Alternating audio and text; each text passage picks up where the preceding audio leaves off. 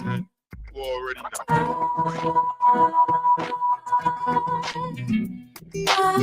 know.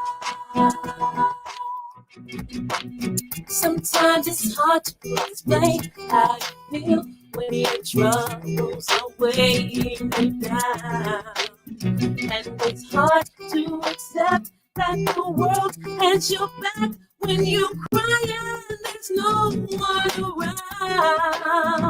But it's okay, girl, to take a day, girl, to regroup and to relax your mind. I know your pain, girl.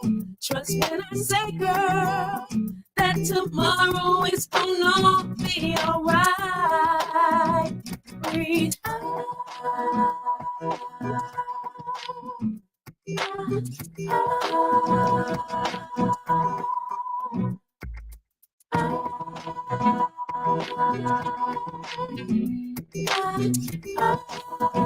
Just breathe. Nobody said it'd be easy. You're working hard to take care of your baby. And the way the world's set up, even when you make it up, you got to keep it moving on. So it's okay, girl. Take a day, girl, to regroup and to relax your mind. I know your pain, girl. Trust when I say, girl, that tomorrow it's gonna be alright. Just breathe.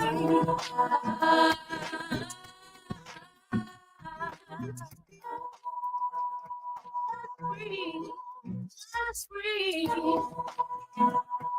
Lay your troubles down. When you have all the drama, makes me wanna. I know you're tired of stressing with the world on your shoulders. Breathe in, breathe out, let it go. I know you're tired of stressing. Oh, yeah. Breathe in, breathe out, let it go. Let it go. Let it go. Let it go. Let it go.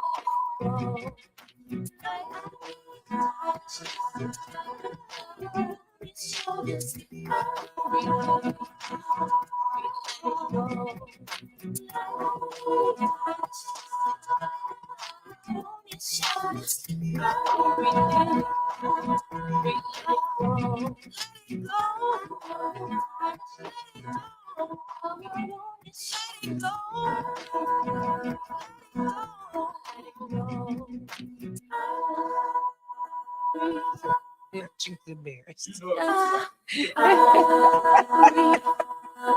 Doing I say anything. Microphone check 1 2 1 2. It's your 1, girl 2, 3, JustPatrice. Live with JustPatrice. BlowRadio.com is officially in the building. And welcome to Monday, baby. You know how we get down each and every. What the fuck are you over there doing? Did you just break it? Did you break it? I couldn't turn it off right. Okay, I was like, what is happening? Okay, I'm back. That sounds great. I wanted to be respectful and turn it off and let you do the. Well, look at the father. The intro. Yeah. Well, thank you so much. Thank you so much. So, dear, check this out. Yeah. We here. It's Monday. We get down every Monday, 1 to 4 p.m. Central Standard Time, right here on BlowRadio.com. Want to cross a couple T's and dot some I before I introduce you to my fabulous guest. Y'all, most of y'all already know who he is, and we want to see as y'all chiming in, checking in. I greatly appreciate that. But here's the thing: if you're watching the show, then maybe you're tuned into social media, Facebook, which is great. My personal page. You might be on BlowRadio.com's page. You might be in I Am JustPatrice, JustPatrice page. You could even be on Instagram or YouTube. And I'm excited about all of that because, that's so great. However, if you happen to be in the Calm Wellness page, shout out to y'all for doing that. Shout out to Calm Wellness Services for allowing us to be in this beautiful space. We are in the multi-purpose room, which is a beautiful sunroom sits to the west of the building. It's absolutely gorgeous. Hey guys, Calm Wellness Services is located at 6333 North Green Bay Avenue. It's absolutely fabulous in here. I love the space. I'm glad to be here. If you'd like to know more about the services that we offer at Calm Wellness Services, please visit our website at wellcalm.com, like welcome, WELKALM.com. Yeah. So dig. Baby boy sitting over here to my left, right? You know what I'm saying? A great, great, great personality in himself. You know what I'm saying? Spirited high. And from what I hear, is working on some very interesting new titles. But we're going to get there shortly. Comedian extraordinaire. Y'all show some love for Mr. Michael J. Curtis. Woo! She said all the clapping, all this, you're going to make your own clap. Woo! Yeah. I said, y'all, why do you keep looking at my raggedy afro? I'm not. I like it. I like the red. You like my red Now afro? that you said, I was looking at your glasses actually. Okay, my raggedy afro. I like it. I was looking at the JustPatrice on your glasses. Because she do it every time. Every time. I love that. Do it again. Thank you very much. I enjoy it. When I get some real glass, I buy my glasses still from like other places. Yeah, me too. Zoo and all that stuff, Yeah, whatever. yeah. And Zulu, whatever. Zulu. And guess what? Oh, and they did that for you. Oh, Online. I get some engraving done. Online. Yeah, Online. I got to get that taken care of. Yeah, it's real simple. It's like maybe an extra chump change. Yeah. Seriously. Absolutely. And you deserve it. Brand everything. Put your name on everything. You already know I believe in it firmly. Absolutely. So I see how like you just slid the fuck out the city on me. I didn't know I slid out on you. I thought I did a whole dinner and an announcement and hey, You probably did that. I didn't send that to you. No, but my failed attendance is probably why. You was like, Patrice ain't gonna come. Fuck it, I'm not inviting her. And that's okay though, because you still love on me. Even from a Absolutely. distance. Yeah. But I was like, nigga, I did. what do you mean you don't live here anymore? I got an opportunity. Well, today I got an opportunity. I had to go where the opportunity was. Absolutely. Right? And that's how I ended up in Houston, Texas, getting on their nerves. See, I love they it. don't know if they've inherited a problem. Oh my gosh. Absolutely. Taking a look, what is very like almost how do you say it? Like God ordained, right? Okay. Very divine about it, because a lot of issues that are had in the inner city of Houston, a lot of issues that Houston is running into are very similar issues that are happening here in Milwaukee. I wonder why. Oh, yeah. Maybe because all the people moved from here and now they live there. No, that's actually not it. I'm asking. No, that's not it. Okay. No. Okay, just gonna ask. No, that's not it. Issue is you have a city who is being reported to be bankrupt, who's being said that now they don't have the finances to cover their city. We have a state that is keeping the city from collecting income tax.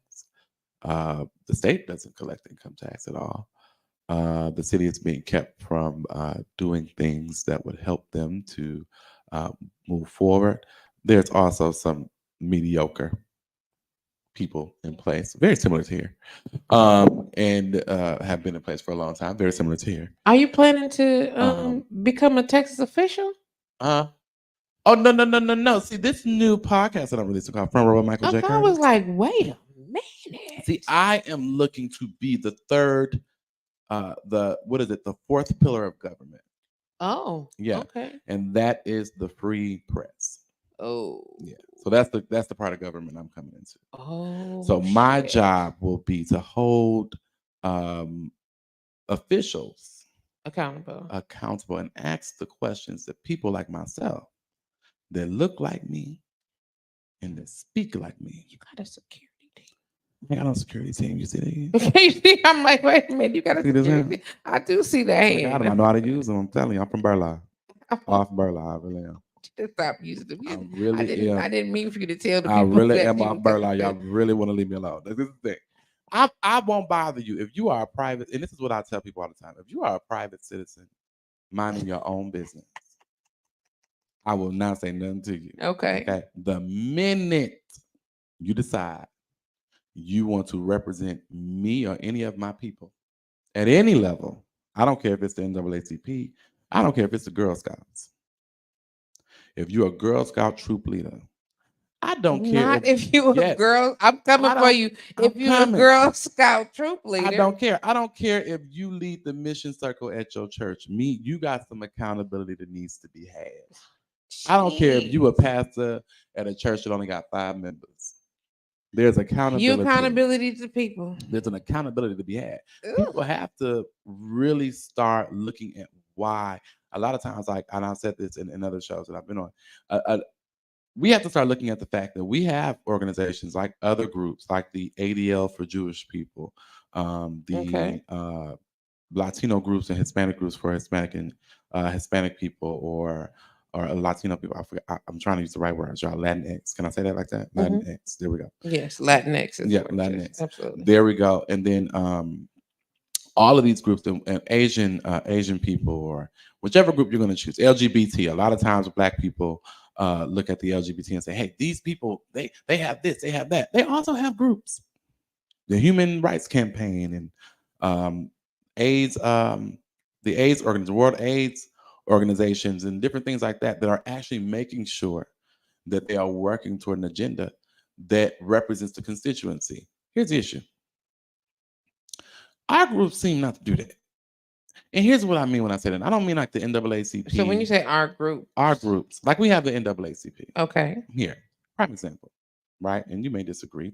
There are people that disagree with me out there. There are people. What I'm getting ready to say, you're going to see some people disagree with me. The local NAACP chapter, there's a referendum that's going to be on the ballot, if it isn't already on there, that is on the ballot, that introduces police officers to the schools. Now they say, "Oh, Michael, it's only 20, it's only this, that, and the third." But I always say to people, accountability, right? You're not doing what I would think you should be doing in the streets, right? You're not conducting yourself in the way, or policing the community in the way that I think you should be policing the community in the streets and the jurisdiction you have right now, right? Okay. If you're not doing that there, why would I give you more responsibility of the most vulnerable people in our community so that you can start their records early? That makes so much sense. It makes a lot of sense. It does. I do understand what you're saying. What we are not addressing, and this is what we always, white children, and I'm going to say it just like this. When a white kid's school gets shot up, when things are happening in a white school, violence happens, they get therapy. People get called. They get the support they need, because this was very traumatic. Our children go through trauma every day, all day. And the first thing that we're interested in saying is, "Oh my God, these kids are acting out. They're not acting as they should. Let us get more police." What? So the local NAACP chapter endorsed that. I feel you. You see where I'm coming from? So they endorsed the referendum. Not all individuals who are a part of the chapter, but the chapter of Milwaukee, local chapter, Milwaukee NAACP, endorsed this referendum. To add more police officers. To add more police officers to the schools, to the school presence. And what they're highlighting, right? He's like a Jay Curtis. You should have brought the 40s today. You were supposed to bring the 40s today. You can bring them today, or you can bring them on Wednesday. I'm gonna see. And so when people do that, and when people are looking for that, and in every show that I've been on, because I'm trying to make sure that this referendum fails. Absolutely. It is not okay for us to introduce our children to our oppressor. Okay. It is not okay for us to introduce our children to a system that we have not made sure has been as perfected as possible. Understood. And it is very easy to throw our children away and say that they are the problem. And what people are not understanding is Black people were bamboozled with that crime bill. Not just Black people, but also white liberal Democrats. What you have to understand is that was during the crack epidemic, right? Okay. That was during the time where you had Crips and Bloods in LA. You had a number of things happening. And rather than us address the socioeconomic issues of those urban areas, we just added police. Is that what you're saying? Added police to the issue. And so you didn't think that made anything? You just think it complicated the matter? Or they complicated the matter because now we have private prisons out of that bill. And now we're speaking about undoing the harms that bill created. Well, I'm trying to explain to you that a conservative legislature is asking you to police your children, and y'all gonna give them permission. It's weird to me. And nobody's speaking about it. And who's speaking about it in this way? I think school board director Carr, if I'm not mistaken, I think she opposes it, if I'm not mistaken. But it should be way more outrage. There's a school board member that represents the Rufus King area. I'm not sure if she even live in the area. And she might, and if she do, it would shock me. But my question to you is, how is she representing your area? I don't know who that lady is. I would not say in the school. Okay, so let me ask this. So as people are getting up, and anybody that know me know that I'd like to know what's going on or whatever the case may be. I just like to address it from this level because once it don't get here, you know what I'm saying? Here meaning Aldermanic County, you know what I'm saying? Whatever. Once it get past there, then it's kind of like who's putting whom in place to take care of what. So I be want to talk to the people that's putting the people in place. Like who? You get what I'm saying? Well, the people that when you're talking about groundwork, so we're talking about and the people in the neighborhood to be more proactive. Yeah. You know what I mean? And then you have to address those who are dealing with the aldermen. So it's all these little tiers of people before you get to Congress, before you get to. But what I want Black people to understand is the legacy organizations. Okay, I'm listening. We are always speaking, and when we're having this conversation, that don't matter. It doesn't matter. Police are the oppressor. I don't care how nice a person is. It's a racist white man can have dinner with you. That don't mean you don't want good for question. So it's I don't care who they stopping and playing with. When they in the schools, you're giving them further jurisdiction to police your children. Yeah. If my child has an issue in school, that's what a principal is for. That's what school safety is for. That's what teachers are for. Period. That is not what teachers are for. That's if my child is having an issue at school and my child is having a social issue, things like that. A teacher definitely, I work with children, you definitely are prepared and trained to deal with an emotional issue of a child. Like, not saying that you can go deep now. I ain't saying for you to be the school counselor. Okay. Okay. But what I'm saying is a regular in-classroom conflict that may occur between children or just a normal spat. Not they out there really just tussling. I ain't Understood. Nothing Understood. like that. Just a spat. It's for children. It's for racists don't have dinner with you. Hold on, go back. I am. Give me a second. Keep going. Yeah. It's for children to be cared for and handled by people that are trained to deal with children. We don't ask the military to come police our streets for a reason. Because why not? They are the military. They are trained for combat and trained to do things like that. They are not trained to handle civilians. That's not their job. They're not even trained for that. Okay. They don't go under those trainings. That's why the governor asking the National Guard to come in is a big deal. It's not a thing. I think they should though. No, they shouldn't. See, again. Now, here's my solution to it. Well, I think they should more frequently. I think that as a community, and not just Black people, but as a community across the board, that there's been such a failure of executing consequence that people think they can do whatever they want to, no matter who it harms, no matter what it is. And I think that there needs to be a better plan put into place to reel that shit back in because it's out of control. And can't hear me. I am not asking teachers to be social workers. What I am saying is I have been in a room where a parent has gotten a phone call about something that I remember doing as a student. Okay. And my teacher never called my mother. Never. Wanna know why? Because my teacher handled it. I'm talking in class. Okay. You called my mama about that? So let me ask you this, okay? Because nobody called your moms, right? Yeah. Okay, and because don't get me wrong, they called my mother when it was like when the situation. Yeah. But hear me out. So we talk. Let's just work the generation real quick. Yeah. So nobody had to call your mom because they was handling it, right? Yeah. And then our generation, you know what I'm saying, or your generation. Hold on. 1 second. I'm sorry, Troy. I need you to listen to hear me, right? I made a very clear preface here. I said there are people who are trained to deal with students. If you felt like that there wasn't enough safety staff in the school, there is school safety staff. Add more. Give MPS more of a budget. Give the school more money.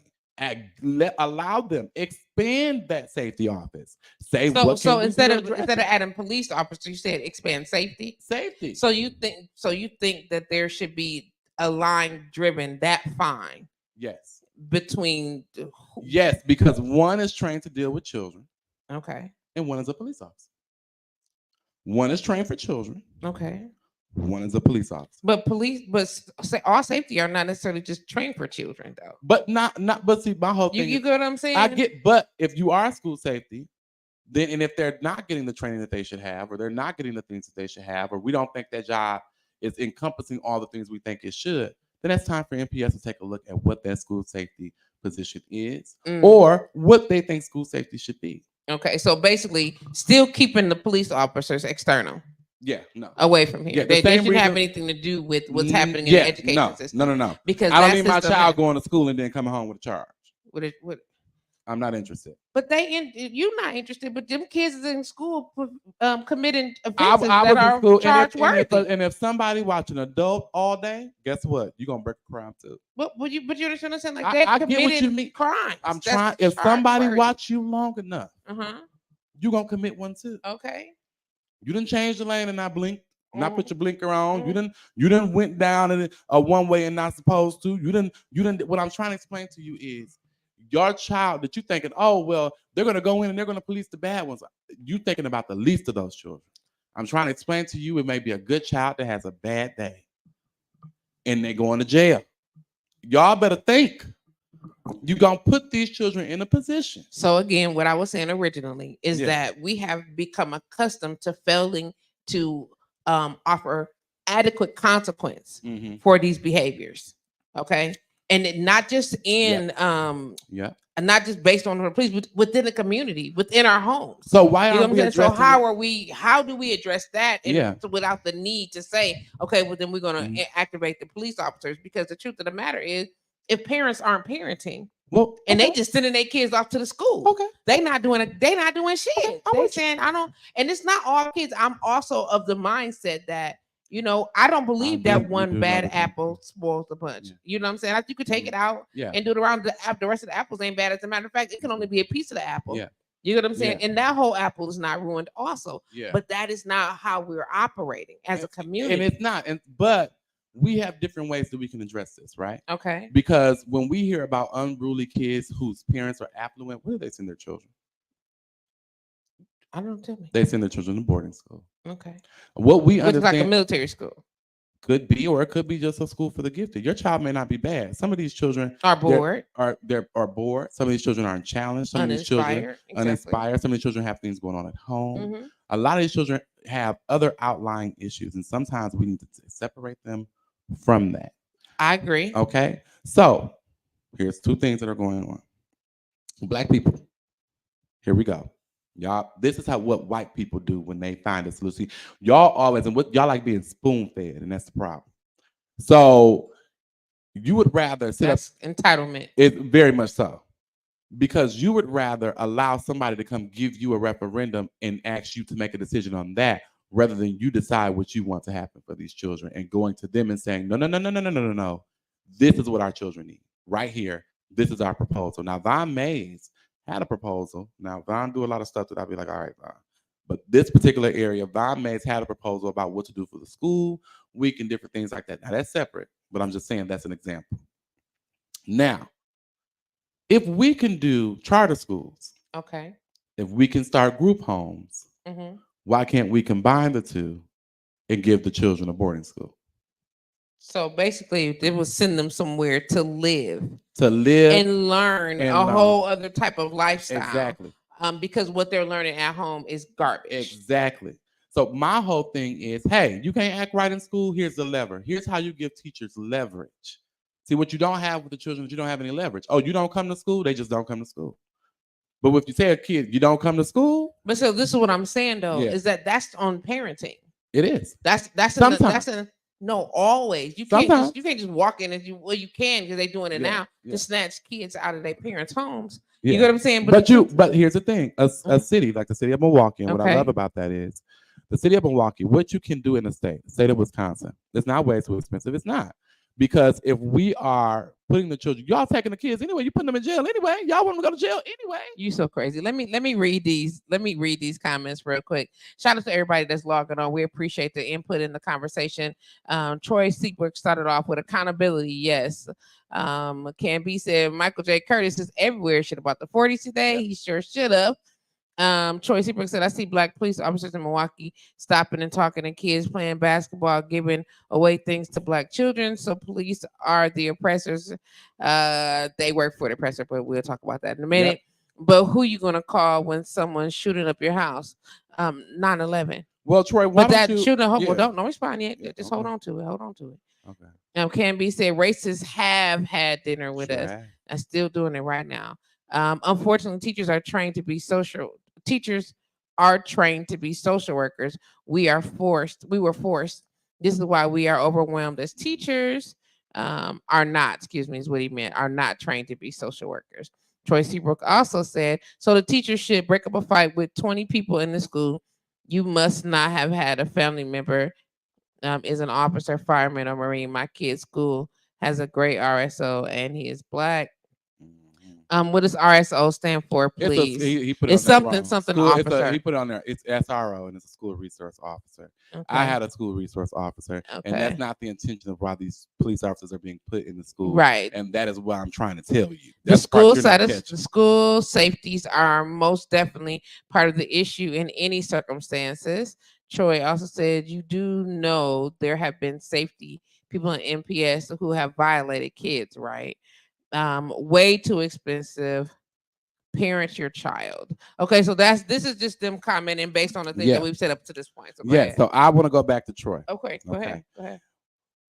And we addressed the 20 people fight thing. I think we put a lot of things into perspective when we said what I was expecting from safety and what I was expecting. One thing, the reason there are jurisdictions for certain officers, it's because training has to happen for that officer to know what to do. If you feel like our school safeties and NPS are not having the right training, then that's for you to say, hey, school safety, first of all, we need to vet these people a little bit better. And first of all, secondly, I don't believe they have the adequate training to make sure that they're handling our children. So let me ask you this before you go into the training process, whatever. How do we get people to take these jobs, take on the responsibilities, who are genuinely interested in the safety thereof, or making these things come into play like they should, instead of somebody just showing up, man, I ain't doing. Hey, grab me a sandwich too. You know, how do we get them motherfuckers out of here? You know, this is the thing. Number one, you got to pay people well. Okay, if you're gonna be paying people to deal with fights and all that, you can't be trying to give them. But that's their job. You can't just be giving them. But you accepted the job, though. But you gotta pay them. I'm with the pay, but if you accepted the job. But you said, how do we get good? So increase pay. Increase pay. Increase pay. That's what. Yeah. So now I'm gonna pay you. I'm using round numbers. I don't know this how much they pay. So now I'll pay you $20 an hour instead of $15. Because there are people that specialize in security. I'm not asking. So now you want security team? No. I'm just saying there are people that specialize in security. They may have a license. They may have this. They may have that. I don't know. But are they trained? So they should be specialized in security. No. I'm not saying they should. No. I'm just saying. But it would be good to have people specialize in children, specialize in safety, security, and children. No. What I'm saying to you is, it may be a person who has come with the security experience. So you can't go and throw them a little bit of change, asking them to come in and take this job, because you have the experience of security and knowing how to build a security team and knowing maybe how to do this or that. But why take the job if it's not paying you enough to do the job? They're not taking it. That's why you asked me how you're gonna get them. They do got jobs. No. You're asking me. You're saying, how do I get better people? I'm telling you that if this person who's more qualified may not pay that job any attention because it doesn't pay well. Okay, so what about the people that have the job? Gotta get that money. So basically, we just gonna dump 75% of the safety. So I'm just asking. I'm not trying to be a devil's advocate. You have to put standards. You have to put parameters, and you have to know what you expect. You have to set proper expectations, and then once those people and their expectations, if they're not meeting the expectations, then you have to do what you got to do. So back to my original thought is the level of consequence and executing that consequence for just expectations, because this is what we need to happen. Absolutely. But see, what we are asking people, and this is the issue that I'm having. Okay. We're asking the Common Council and we're asking the governor and the legislature to do what the school board does. And we're not showing up to school board meetings. That's what's nuts to me. Who's not showing up at school board meeting? Black folk. So I'm asking you to be specific so they can grasp that. And if you understand what I'm saying? Not showing up for who? We're not showing up to school board. Why do you think we don't show up? Because we don't know what they do. Why don't we know that though? Education. Okay. People have to give. The school board for MPS has just as much power as the Common Council has for the city government. And does. And it is set up that way. And does. So that your children can be oppressed. But if you know it, then use the system. It's set up that way so that they can make sure that your children don't get the money that they should get. I'm not even mad about the different councils and the structures or whatever the case may be. I'm always keep coming back though to parental accountability. But we also have to remember, and this is the thing, we always talk about how cohesive our people were, how much our people work together. Our organizations also were meeting our people where they were. Okay. That's what we got to remember. But before we even get to the organization, no, that's not before. You know what I'm saying? Because a lot of times the people that were dropping these jewels, dropping this knowledge, dropping this wisdom on how to run your family, how to run a household, what to do, what problems are hitting our community, were from these organizations. People don't go to church. Well, guess what, church? You ain't been active. You haven't been out in the streets. You haven't been doing what you're supposed to do. So you think that people that are in the mindset, and I'm just going here to offer clarity, because I know we on the same page. Outside of people like Evolve, excuse me, there are churches and exceptions, so don't get to write me. Get y'all's feelings together. Yeah. But what we saying is that in order for there to be an active show of behavioral change, there are people who have this mindset, people who are active in these roles to permit change or promote change and those people is their responsibility to where the say, mind goes, goes, this is what we need to do. Where the mind goes, the body follows. Understood. And so our organizations who say this is their mission, this is what they do, this is their mission and their vision, they represent us. National National Association for the Advancement of Colored People. Are you talking about the NAACP? NAACP, ain't that what it's called? Yeah. Southern Christian Leadership Conference. Yeah. And they're not doing. So what you're saying, and I'm just literally trying to break this down. I'm hearing what you're saying, and what I'm doing is pulling out the pieces that I know is requiring some clarity. Yeah. So that there are organizations that were formed. And that claim to be on deck for A, B, and C, and they're not doing their part. Even though we know that there are some people, I keep talking about parental accountability, but some people fall short by the wayside, but there are people in place that's supposed to be on deck to step in to fill in the gap, and they're not doing that. And now we want to make sure that they're filling in the gap, and your platform is going to be used to say, hey, you're supposed to be filling the gap on 6th Street, and you is not doing it because this is happening. Absolutely. What are you doing? And that takes us back to the start of our conversation. Come on now. Come on. Ready for that? Boom. I love that. Huge deal. See what I'm saying? Let's go, Mike. Let's go. Because when we are engaged by those organizations, are we saying that these organizations that need to hit, yes, ma'am.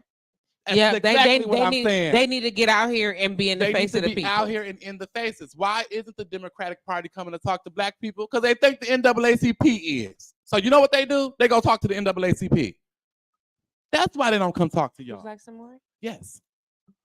That's why they don't come speak to you, because they go speak to the people that say they represent black folk. So when they get done talking to them and they tell them, oh yeah, that works for us. Oh yeah, we could take that. When they talk to Al Sharpton and they talk to the leader of the NAACP or Reverend Frederick Haynes of Rainbow Push Coalition. Would you like me to read that out loud? Sure, please.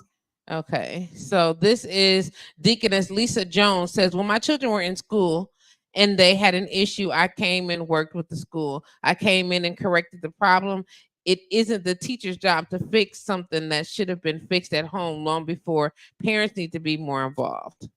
So we were just talking about, I know you're just getting here, Deaconess. We appreciate you. Yeah. We were talking about parental involvement. Now we're actually, I transitioned from parental involvement to understanding that some of these parents are just people with kids, Mhm. and they don't know all the things. But there Yeah. have been organizations established that are committed to, or say that they are committed to, helping to promote forward change and to accountability in these Yeah. places, and then provide the space where there is lacking, and they are not doing that. Yes, we want our children to be parented at home. Yes. Yes, we want our children to get the knowledge that they need to get at home, but in the places that they are not, in the gaps that they are not, there have been organizations established with all of our money that are not doing these jobs, There you and go. it is time to hold them accountable. Prime example. Did I do good with that? You did very awesome. Thank High you. five. Okay, Thank you. prime All example. right. Prime example. You want to talk? Y'all Let's want to go. talk about parenting and They talk- mothers? yeah. There's organizations right now that are under investigation. Mhm. I ain't gonna bring her name up because sister ain't guilty until they say she guilty. And will There are programs right now that were supposed to help pregnant mothers, right? They're supposed to make sure they got diapers and all those things. And instead of making sure that those mothers would help, instead of making sure that those parents were helped, that woman and a number of other people are being accused, because I have to say allegedly, they are being accused of going on vacations and lavish trips and you name it with that money. Why were they able to do that? You understand what I'm saying? Yeah, I do understand what you're saying. Why were they able to and go do back? that? We talking about accountability, and Accountability. accountability and consequence. You understand what I'm The saying? immediate consequence. This is what I mean by there are Nikki said, "Scamming asshole." Did you hear me? Yeah, yeah. Now she also said, so we all know that parents need to be involved. Now Mm-hmm. we're saying they need to be engaged. How do we get these people to engage when their main focus is social media and celebrity gossip?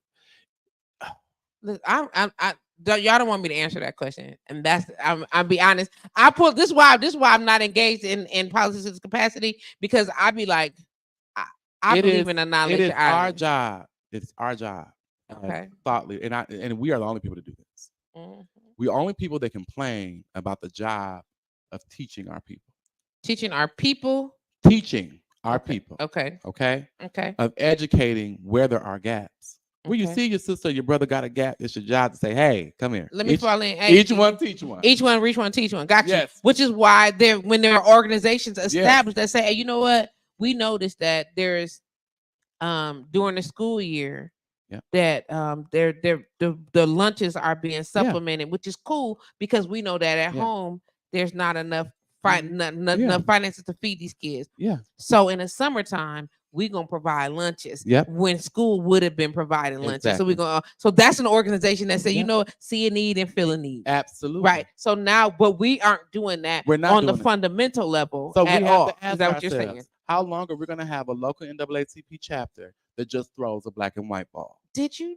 Yeah, I said it and I meant it. Oh.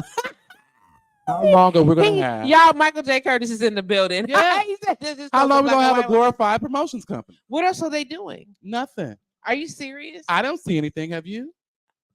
I don't follow politics. Okay. So here's the thing. Let me tell you, my grandmother worked for the Urban League, and I didn't even know that until after she had passed. Let's be very clear. Have you seen the Urban League?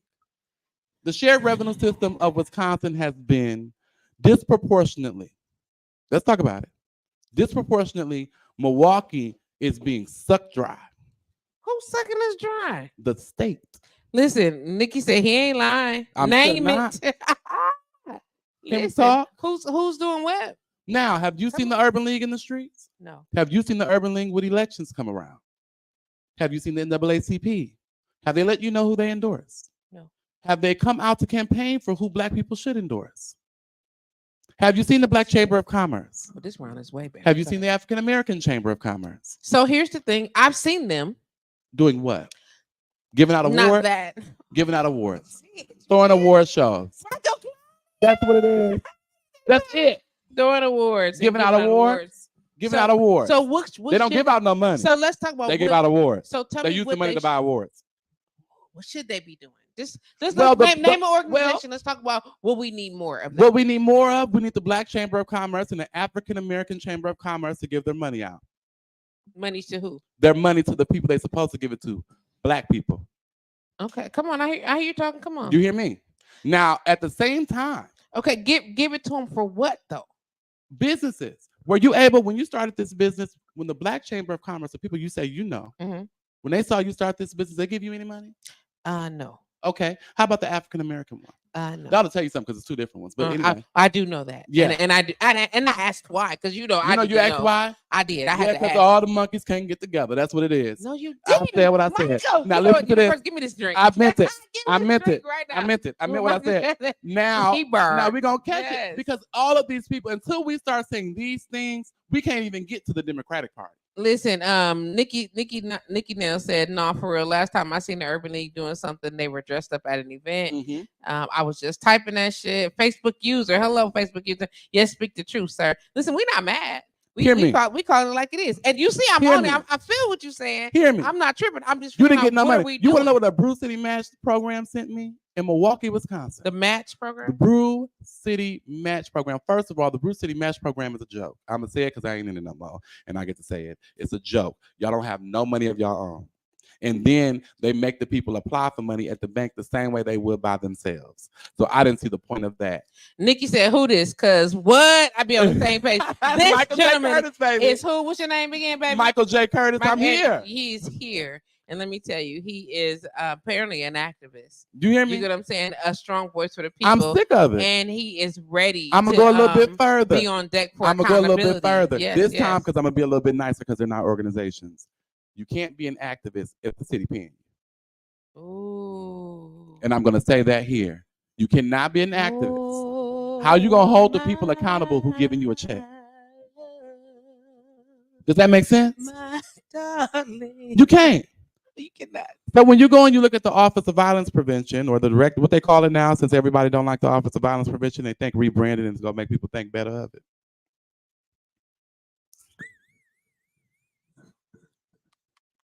I'm still looking for you. Okay, sir, I'm loving it. Troy Seabrook said, agreed.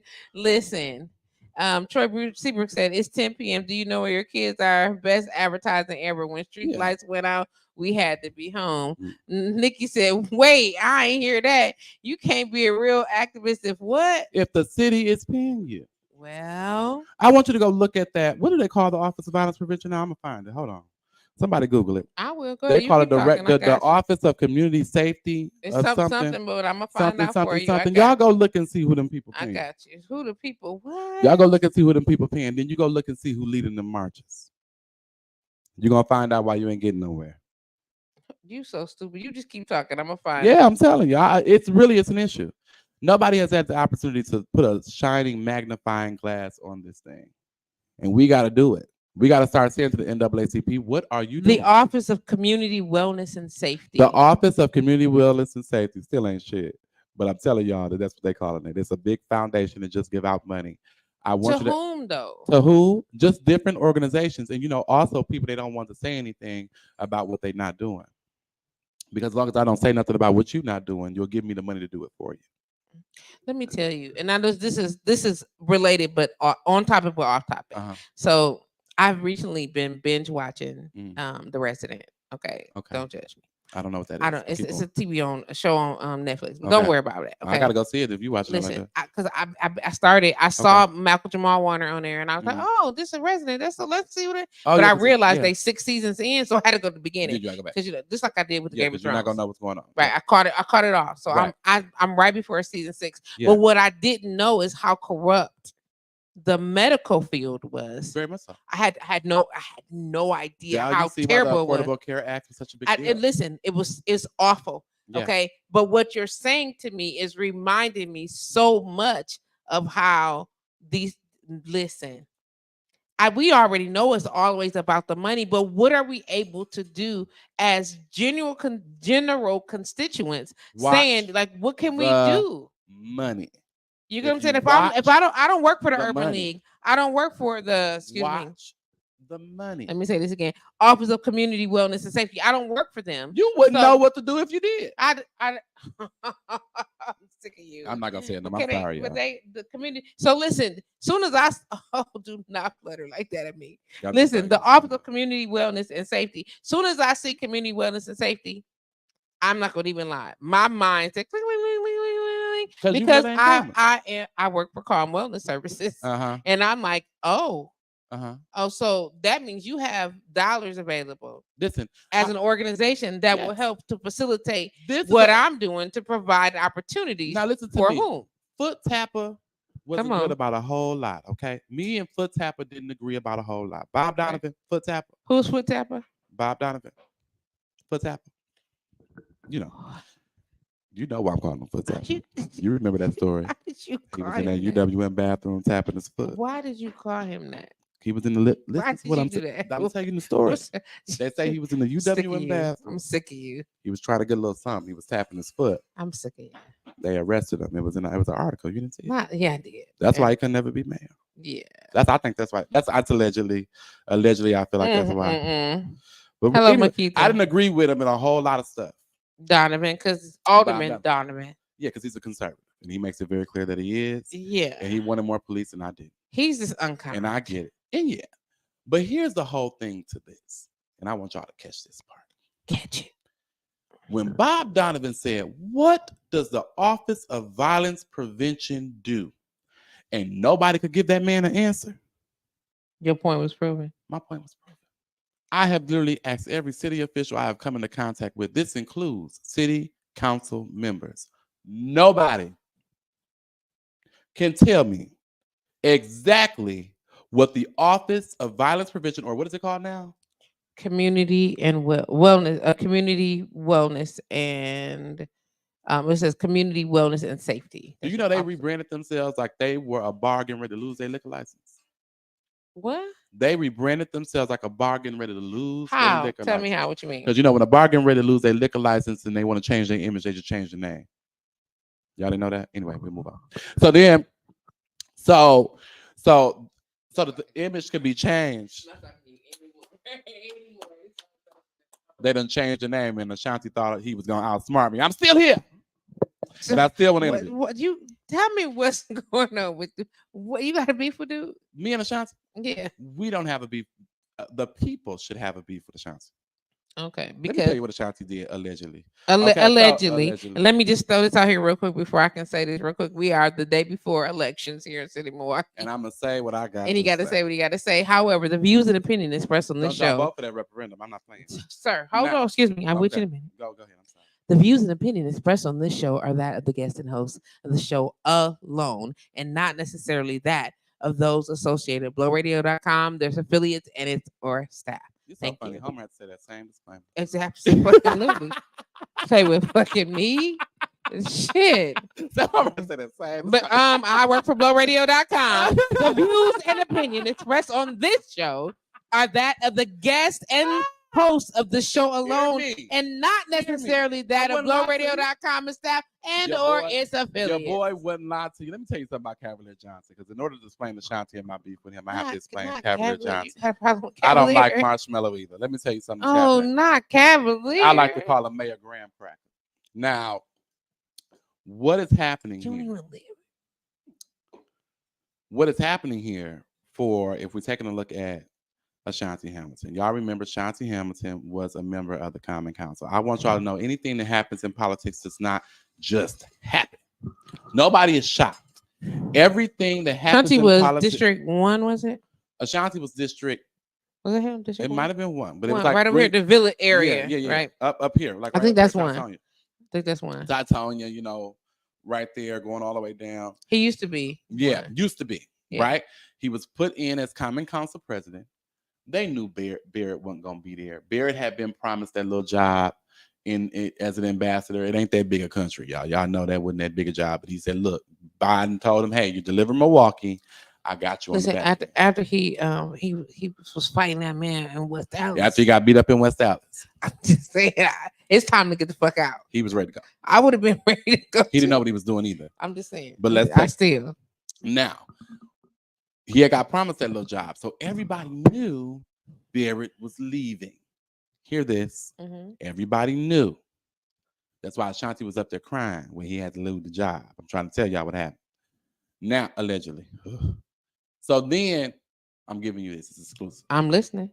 Now, if you take a look at this, he then is now kicked off that position of Common Council president. What did Ashanti say he was going to do? Run for mayor. Ashanti didn't run for mayor. What job did he get? The office of Finance, wellness. the wellness director. I want y'all to check. That's a 6-figure salary. I need a 6-figure salary. Well, he getting a 6-figure salary not to do a goddamn thing, but not run for mayor. That's my opinion. They gave it to him. They said, "Hey, don't run Ain't for no mayor." they. Cavalier Johnson's one smart politician. He said, "Look, don't run for mayor." He said, bro. "Look, I don't want you to run for mayor against me because that's his biggest challenge. He know that if Ashanti run against him, it's gonna mess him up. Well, why would it mess him up? Do you think that he would get it? Do you? Black vote. Okay, but it's Cavalier and Ashanti. So what's Ashanti the? gonna get that black vote. You think? And He gonna split it. but you don't. Oh, He gonna it'll split the split it. black It'll vote. split it. He Okay. gonna split the black vote. And black Okay. people don't even mess with Cavalier like that. We just vote for him because the people that we Because keep his name getting on is his side. Cavalier. Chevy. I knew he was messed up when he started calling himself Chevy. What black man you know call himself The Chevy? man said he called himself the black. He a graham cracker. The man that put on the cape and the big. I don't like it. He called himself super nigga. So if we can do that, then we can say We're gonna put a cape on him, but we're not gonna do it. So I want y'all to catch this. He's So in order for Jeez. Cavalier not to say, hey, I'm gonna nullify you, Ashanti, we're gonna make sure we'll you're get not you this running. job right here. We're gonna give you this job that gives you a 6. It ain't gonna pay you what the mayor job pay you. But I'm gonna give you this job in this office so that you won't run for mayor, so that I can keep the job when it comes time for me to run and get a full term. Okay. Okay. See? So Are y'all so seeing let me- the dealings? Are y'all so- putting it together? Follow so- the money. So let me ask this. Yeah. Why are you so compassionate Mhm. and so like dedicated to this level of accountability? One, Yes. and to making sure that you speak up on these points. Like why? Because when I see our people hurting, it bothers me. Okay. And I hate us being blamed for problems we have nothing to do with that we think we do. Okay. Now, do we have something to do with the solution? Absolutely. But I want you to know that you don't have anything to do with the problem and that it stems from something else. Okay. And if you keep blaming each other, you won't look up, long enough to see what's going on in front of you. Right. He gave that job to that man in front of y'all, and y'all didn't see it. Well, it sounded to me like they distracting us like they do with the entertainment industry. Yeah, but y'all got to stop letting these black faces distract y'all. They do. They be distracted. Because they ain't giving y'all nothing. And that's what Bob Donovan was trying to explain. Yeah. I ain't saying I like Foot Tapper. I'm just saying he wasn't lying about it. I don't like him. I'm just saying he wasn't lying about everything. Well, no. I'm not saying that he lied about most of anything, but I also am very much on the mindset, though, that we spend so much time looking outside of ourselves. You know what I'm saying? There's a whole generation that said, my mama did that, so I ain't never doing it. You know what I'm saying? Yeah. Which is why they be mad that the teachers are like they're calling the school. You get what I'm saying? We also have to ask ourselves, what world are we giving them to run out into? We have shown these children that getting a bachelor's degree doesn't mean anything. It didn't mean nothing originally. It doesn't. Why? Because you know where it originated from, right? It meant shit. It was created to keep us from getting those professions. Absolutely. So we couldn't work in those jobs. Exactly, so and we now we couldn't like, work well, now those- I got all degrees. Oh, No, what, that's you still test can't this. work here. It was created to make sure that we could not get into certain professions. So then people like Mary McLeod Bethune and George Washington Carver helped Booker T. Washington, I believe. For sure. Yeah, Booker T. Washington and W.B. Du Bois and Du Bois, whichever one you're gonna choose. Du Bois. And a number of other people start these historically black colleges and universities to train people to deal with the world that was around them. The HBCU that Booker T. Washington started was about farming. That's why it's called agriculture. Because George Washington Carver was there teaching farmers in the South, black farmers, how to farm. You want to know what kept them from getting what they needed and their just due? What? The USDA, not giving them loans. Yeah. But what we'll look back and say is that black people didn't have the know-how or the smarts to get. Oh, look at white people, how smart they are. Look what they have, how great they are. So here's my thing with that. Just like I don't believe that the majority of the children in the school are the trauma kids. Yeah. We know that. I was there and Yeah. I was in the schools when I was a kid and as an adult, youth development, whatever the case may be. I understand that. Listen, we talking about this many people Yeah. in a pool that's this big. Yeah. You know what I'm saying? Yeah. And we're always focusing in, how do we get rid of these children? How do we police, manage, structure? Yeah. Why are we not elevating this concept? Yeah. You know what I'm saying? When you And go- so yeah. that these people over here, Yeah. because the truth of the matter is, some of these kids over here, one needs some extra attention. But what I am saying need all is, kind of things, and that was and my they're not point. all sociopaths. Yes. I get what you're That's saying. my point. How do we direct their attention for Yeah. them to be saying, not I'm mad at the kid that's getting the positive attention, Yeah. but I need to get my shit together I think because we I have to need separate that the two. reward. It's no different than a hospital, right? They need to be separated. Yes, and what I said, and I'm glad you said that because I want to go back to the boarding school. We have funding for foster care, do we not? We do. We have funding for prisons. We just built one, did we not? We built one for them. We built the prison for them on Clinton. It's lots of money in there. Now, see how I got the response of, oh my God, that is just so expensive. You're asking them to build boarding schools? They'll never do that. But it was very believable for y'all to see a jail on Clinton. Quickly. Very believable. It was built, It's extra money in that though. but it's extra money. It's the same amount of money. It's the same thing. You can imprison my child, but you can't teach him. Yeah. You can put money aside to imprison my baby. Yeah, because they don't like us. Yeah, but that's my point. So let me ask this though. And the people I be on the other left side is because Yeah. I come from, like, I was born in Milwaukee. Yeah. And though I came back here high school Yeah. and shit or whatever, Yeah. there's a prime time in my life where I grew up in a very diverse environment. Yeah. So my exposure to Yeah. certain type of behaviors was Yeah. not how are we not doing that though? You But let me show you how you can do it. Because a lot of people, first of all, what you do is you criminalize truancy. You criminalize those behaviors that are happening that are really directly, and I know me saying this is going to throw y'all, but I with me saying don't put the police in the schools, but hear me for a second. Who's going to be who's going to receive You the make consequences for the that? child. And so what you Because do, they keep saying if your kid get in trouble, then the parent is responsible. no, the child, because this is where you make the child responsible for their own behavior, and you stop having to ask that parent. Because after I get done calling you so many times, and let's give a number, let's say, hey teacher, this is how many times we're going to try to partner with this parent.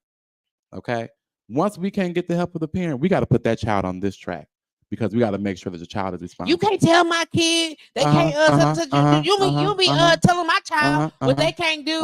And after so many referrals, Uh-huh. okay, great. Now we're gonna put this child up in front of a council of parents and teachers and a mixture. And now we're taking the kid out the home. And now we're gonna take him out the home and we're gonna put him in a boarding school where he's gonna be. Give me my kid back.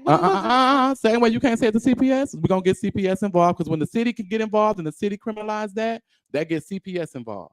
They Come get on all now. of those people Come on, involved, Mike. and they say, "Here we go. You don't want to act right. Your child doesn't want to act right. Okay, we can't get him to come to school. Now we got to figure out what's going on because we want schools. Because what can happen is the city of Milwaukee is actually able to charter schools. Okay, you're able to build these things, and if we can approach private prisons, companies that are building private prisons and saying, hey, can you build this organization for us? Okay. The city can partner with a private company and say, hey, we want to build in a school, number one, that has an experience of being successful. I don't know, Milwaukee College Prep has experience of being successful with Black children. I don't know, pick a school. I don't know, for Black kids. I don't know if Milwaukee College Prep is the right school. I don't know. Who's to say? Am I saying it right? You laughed. Is that the right school? All right, I'm saying. Is it something I should know? Okay. Milwaukee College Prep. Take a school. Take Milwaukee College Prep. And then you may want to partner them with a Black, someone who's worked in foster care and who has group homes and says, hey, we want to know and have your expertise on taking your expertise and let's mix it with our expertise and let's build a school and an environment to give that intense therapy, that intense education that these children need and that they're not getting while they're in the home. So when children, white children, and traditionally, and I'm going to say that because it's a traditional type thing, when they said, as soon as I marry your mom, you're out of here. When these dads are coming in to their homes, marrying these single white moms and not loving the behavior of these children and shipping them off to this quote unquote boarding school. Well, hear me. So if you have this intense, because I believe children that are in these schools should be in intense therapy. One more time. I believe children that are in these schools should be in intense therapy. I agree. What I'm trying to explain to you is that and it's sad to say this, it's really, really sad to say, but we can unlock the resources if we use their methods. They may not support Black kids, but they support charter schools. Okay. Come on, unlock the resources if Hear we me. use the methods. Come on, you just got to follow it. They may not like your children, but they don't have no problem criminalizing them. Okay. And then you unlock the funds. Okay. When you get them into the system, it's sad. It's going to be sad to say. Okay. But we can at least use the system and manipulate it for our benefit. And you don't even have to go to the state legislature and to DC for that. You can do that yourself. Okay. Local level. Criminalize it, local level. Okay. MPS, hey, let's partner to Milwaukee Charter. City of Milwaukee can Okay. charter schools. MPS can charter schools. Okay. All right. You got people that are able to start group homes in Milwaukee. They can do it without being a boarding school. You can do it with being one. It's the staff though. And I'm not trying to be funny. Like I get the concept. Yeah. And people who want to be on board, because folks looking for jobs. Mm-hmm. You know what I mean? But I'm Mhm. looking for a job that's gonna pay me. Say I'm paying you this Yeah. fast salary. Yeah. You know what I'm saying? And I'm expecting you to do this job. Yeah. But I got a whole I don't give a fuck in my spirit. Yeah. How are we weeding these people out? Because it's those people that are infecting our We children. have to pay. First of all, this is not shocking. Let's cut the bull, right? Cut it. This is not shocking that we are getting the people that we are getting in these safety positions. What requirements do we have for them to be hired for that job? Okay. I don't know because I don't. Okay, if we go look up, somebody go look at the job announcement and go find it. You go ahead. I'm What keep requirement? going. I Go ain't, ahead. you know, my phone did. I'm about to But- call security. Yeah, Safety call people. security. Right. So if we're looking at, well, what are the requirements for this job? Are they required to know this? Are they required to have this? Are they required to have that? And then when you ask yourself, why are they not required to have those things?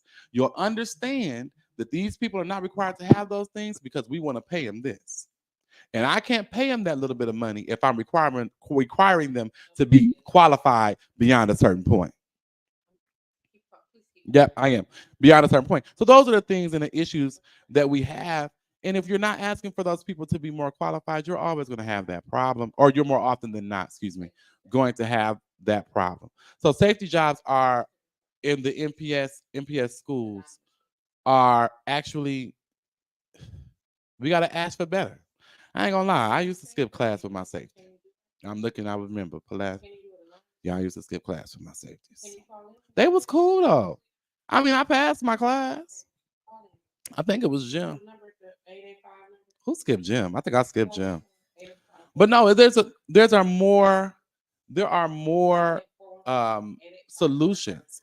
If we can start putting these children into schools that they can be taken out of their situations, we can get them off the streets, and police officers have somewhere and courts have somewhere to send these children rather than sending them to somebody's prison. So what I just did is I made a phone call to somebody that can give me the I ain't job gonna hold you. I description. know who that is. Too. Okay, just don't do that. Don't, I'm trying to have nobody lose their job. Okay, and then assign all type of type. I know. Mind your business. Mind your business. I'm minding it. Okay, thank you. I know. I didn't hide it from But you. those are things that we have to do. But he's gonna call in, is what I'm saying. And what support does this? Because I remember having conversations with school safeties. What support are they getting from the principals? What support are they getting from those people when they make a decision? Shout out to Or- Troy or- Seabrook. Shout yeah. out to Rita, Auntie Rita. When Shout out they're making a to safety Nikki issue Nails. or there's a safety concern they're addressing. What are you all doing, right? That make sure that you're supporting the things in the safety of the school and the recommendations of your school safety. So don't you say, listen to what I'm saying. I'm not saying that. They gonna call in. I'm not gonna say it, Okay. but I'm just gonna say that part. Okay. Just you can say you Yeah, can leave it ask like that. all the questions and we can do all the things. But But I will tell you that majority of the issues with this city, all roads lead to MPS. And if you're not paying attention to do you really think that's all all of them? roads lead to MPS, because all of the issues that we have in this city are with people that should be at school. They should be at school and they're not. People we arguing with, people that we say need to be locked up, people that we are saying need to be handcuffed or whatever, are supposed to be at school learning, not causing a ruckus. And if they don't do that, then the school needs to leverage, and the teachers need to leverage, and the social workers and the parents and the et cetera. Because sometimes it ain't that the parent ain't in the house, parent trying to parent, they are at their wit's end. Some of these people just crazy. But that's their kid. You responsible for them. You brought them into this society. Yeah. You introduced them to Mhm. our social engagement, and these are the rules, and you have Mhm. failed to supply them with that. And what That's we your gonna do fault, about it? right? And now as a community, we have to say, See, then I What are we also going feel to do like you about should it? just gather the fuck out of them and put them in a little tent and be like, get the fuck out of here. So what I'm saying You is keep talking. send the child to boarding school. And if the child is in boarding school, then we can give that child therapy. We can give that child mental health services, which is the same thing as therapy. We can give that child the learning that they need. We can give that child clean clothes because sometimes that's the issue. Sometimes it's trying to be friends with them. Sometimes Deaconess is just literally not having the tools. We have to remember that some of these people just don't have the tools to be a good parent. They just don't. You don't have to go get a license or a certification before you become a parent. I'm sure you know that. And just some people don't have the right tools and the resources. Should they go get them? Yes. Do you always know where to go get them? No. And what we know from real life experience is this from real life experience is that some of the places that you're supposed to be able to go get them, you can't. They ain't giving them. They going to Disneyland. Okay. So what I just did, and y'all saw me make 2 phone calls. I want to say this real quick. Yeah. So I did make 2 phone calls. I want to talk to. So first of all, I'm waiting on a phone call to come in when someone can talk to me about from the perspective of safety and security. Yes. As far as NPS goes and what that looks like and what the requirements are. Yeah. And how are they quote unquote weeding through these particular people. Okay. Yeah. I have another gentleman that's going to call in after that shortly within an hour or so that's going to talk to me about organizations that are dealing with the troubled youth that are supposed to be quote unquote keeping them off the streets and keeping them in a certain capacity of saying this you report to us, we follow through on this with you or whatever, and what is happening in that end. And no, I cannot engage that. If they share the organization, I'll allow them to do that. But these are 2 very viable sources. I'm saying I stand by 130%.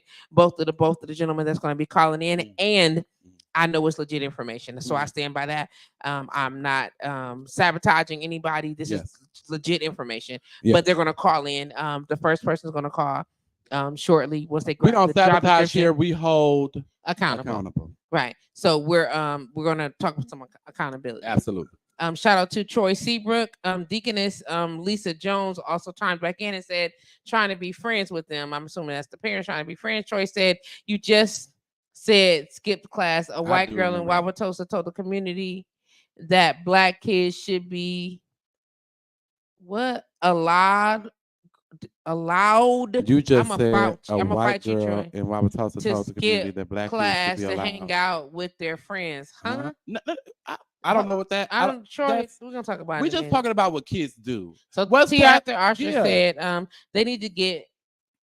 I don't disagree with that. Back I don't disagree with that. If kids skipped and were picked up by the police, it took them to the Boys and Girls Club at Sherman Park until the parents came and picked them up. Man, I had to learn Sheila. Ooh, I had to learn Sheila's signature. You hear me? Did you? Is that what you I had to learn Sheila B's signature.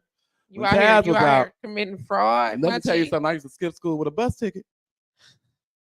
I'll take that letter. Yes, I'm leaving early. Absolutely. Yeah. Emergency. And so here's the thing with me and my bougie ass, right? So I wasn't that kid till I got a senior high school. It was nothing. I was in high school. When I learned, I was like a junior.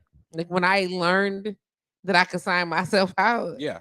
I was like, oh, I don't even need to learn her signature. Oh, no, baby, see y'all. Have a nice day. Have a nice day. Where you going? Have a nice day. Because clearly I'm an adult and I don't have to tell nobody. I don't have to tell you anything. I don't have to tell you anything. Bye. So I was on that for a minute. Yeah. I first of all, I love the conversation that we're having. I love it too. And I thank you for being able to share your input and your passion. Yeah. Is this what the basis of Front Row is going to be like? It is. We're going to take and we're going to dissect things like this on a multi-level, national, international, federal, state, local. Milwaukee and Wisconsin, of course, are going to be a focus of mine. Charlotte, North Carolina as a state, Texas as a state, DC, of course. Okay. But I'm really focusing on places that are very important to our electoral map and that are also very important to Black and Brown communities and where we're situated, Black in particular. Okay. So check this out. Look, I see y'all. Look at y'all trying to give Michael some flow back. I love it. Y'all see, I love it. Auntie Rita said they removed all of those social service programs out of schools years ago.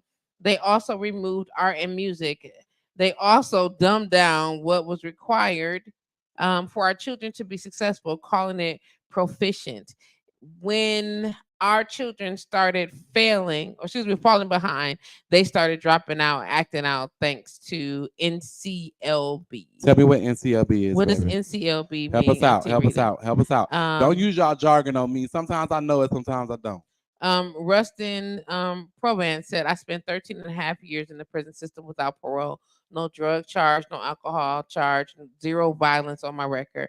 I stole some cars, but it was a time the system was going hard on crime. It is not a white or black issue, it's a system issue. They use the education system to keep our children stationary. Meanwhile, the parents are both working full time for a home.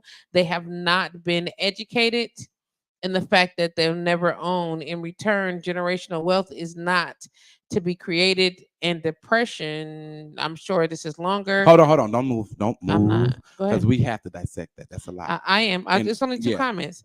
And then Troy said, I love the conversation. Thank you for this platform. Thank you, Auntie Troy. Rita said, no child left behind act. So you're right, sister. I know what Got you're you. talking about. I'm with you. You're right. Okay, come on. I'm finna try to find this comment. Yeah, so I can. spent Go ahead. 13 and a half years in the prison system without parole. Okay. No drug charge, no alcohol charge, and zero violence on my record.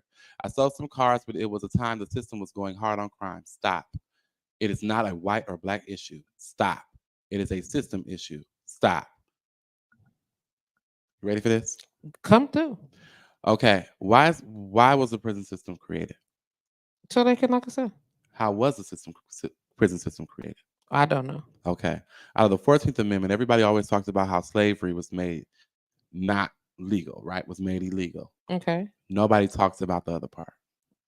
Nobody or the You freedom, talking not about- you 14th, probably the not other the part 14th of Amendment, excuse me. The other part. The other part of the amendment when they say except for. Except for. Oh, and the call is official. Right. We'll come back to that. Call from D-Rock. To accept, press 1. To send a voicemail, press. One moment, please. Hello.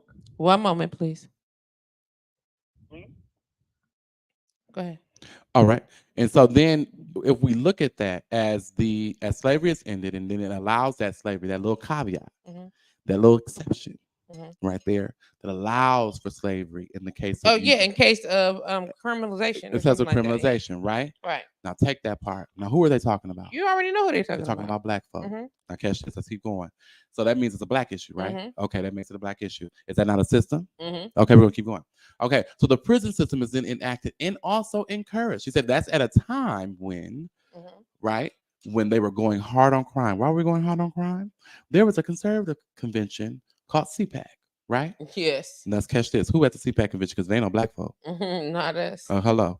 So then, as out of the CPAC convention came this crime bill. White man Newt Gingrich brought that crime bill. Newt Gingrich brought that crime. The one y'all blame Biden. The one y'all call the Biden crime bill. Oh yeah. We're gonna tell the real history. Newt Gingrich brought that bill to the House of Representatives as he was a speaker at the time. The Republicans led the House. Okay. In order for Newt Gingrich to agree to balance the budget, for him to agree on balancing the budget when Bill Clinton was in office, they had to pass the crime bill. That was the compromise, right? Of course. This crime bill comes out from the white people from CPAC, the conservative CPAC convention. Rustin, you should probably research that because that's why you were in jail for 13 and a half years. Prison, excuse me. And when they did that and passed it with Bill Clinton, that's when you have these things coming down 13 and a half years in the prison system without parole. You understand what I'm saying? Right. It absolutely is about the system, but it absolutely is a black issue. I don't disagree with you, but I disagree with you in that area. It is a black and white issue. And until we start learning our history, we'll always have these type of opinions. Indeed. Understood that. So listen, we have a gentleman on the air that's going to be able to share some background regarding just some job description details and things like that. What's going on, sir? How you doing? I'm fine. How are you? We're well. Thank you so much for calling in. I appreciate that. Thank you. Are you there? Yeah, I'm here. Okay, I just want to make sure that I turned you up so that everybody can hear you. So I did reach out while Mike was talking about just different job descriptions as we were combating the concept of adding more police to the NPS system, and then instead of doing that, amping up or reaffirming the idea of what a safety person is supposed to be doing, we're having conversation back and forth, trying to discuss or understand what is the job description, or what that could be, right? Does or what school it could safety be. need to look like something Like, else? or does it look like something Yeah. else? So what is the job description? Does it need to be improved in any capacity? How can we take it to the next level? Well, to answer the question about what does it take to be a safety, I think that's the question. Am I right? Let's start there. The qualifications or whatever. So first of all, you got to care about kids. You really definitely got to care about kids. Some of these kids are just misguided. They're coming from bad situations, and you got to. And I'm only talking about the worst case scenario. Okay. I'm not talking about the kids that have both parents in the household. I'm not talking about the kids that know what they're supposed to come to school for. I'm not talking about those. I'm talking about the 10 or 20% of the students that do not want to be at school, and they have to come to school, which is a court appointed, where they're whether they got to go to school because mama said get out the house, or daddy or grandmama said they got to get out the house. Whatever that situation is, these are the kids that really the safety are called in for. You got to care about kids.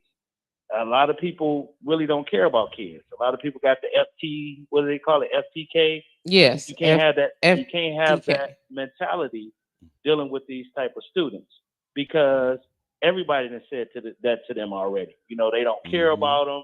You know, why are y'all here? Stop coming to school, whatever the situation is. So you got to care. Number two, you have to have a high school diploma, and it's better if you have some type of college credit or background.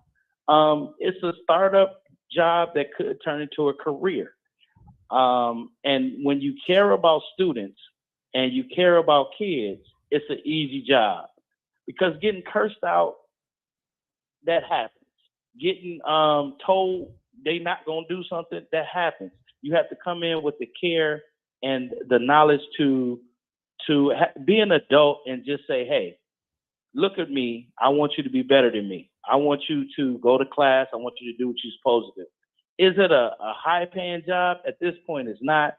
But it's a startup, because I know some safeties that started out just being a safety, and now they're supervisors, and they have 12-month jobs, and they have a career out of just being a safety.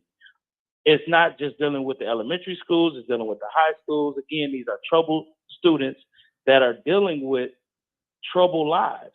So when you want to be a safety, or if you want to be a safety, all you have to do to go is go to MilwaukeePublicSchools.com, go to careers, look over to, and it doesn't say safety. It says you are a I forgot the word. But they don't even call them safety assistant is the job title. It's a safety assistant.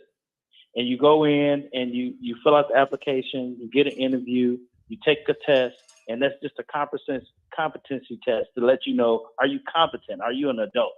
And some of these adults are not. And I don't want to talk about good and bad safety. I don't want to talk about good and bad jobs, but we got good and bad people. Mm-hmm. We got good and bad police. We got good and bad teachers. We got good and bad, preachers and pastors. You know what I'm saying? So when you find a good person that wants to become a safety, first of all, you have to be 21 and older, because you might be dealing with 17, 18-year-old students. And that age gap needs to be there to know that you are an adult, a true adult. That if an 18-year-old or a 19-year-old try to talk to you, you got to be like, hey, I'm an adult. You need to go to class. It ain't, I'm trying to get your number and hang out and be your friend. I'm your safety. I'm an adult. And this is what I'm sitting here to do for these, whatever purposes they hire you for. Every school is different. Every school district is different.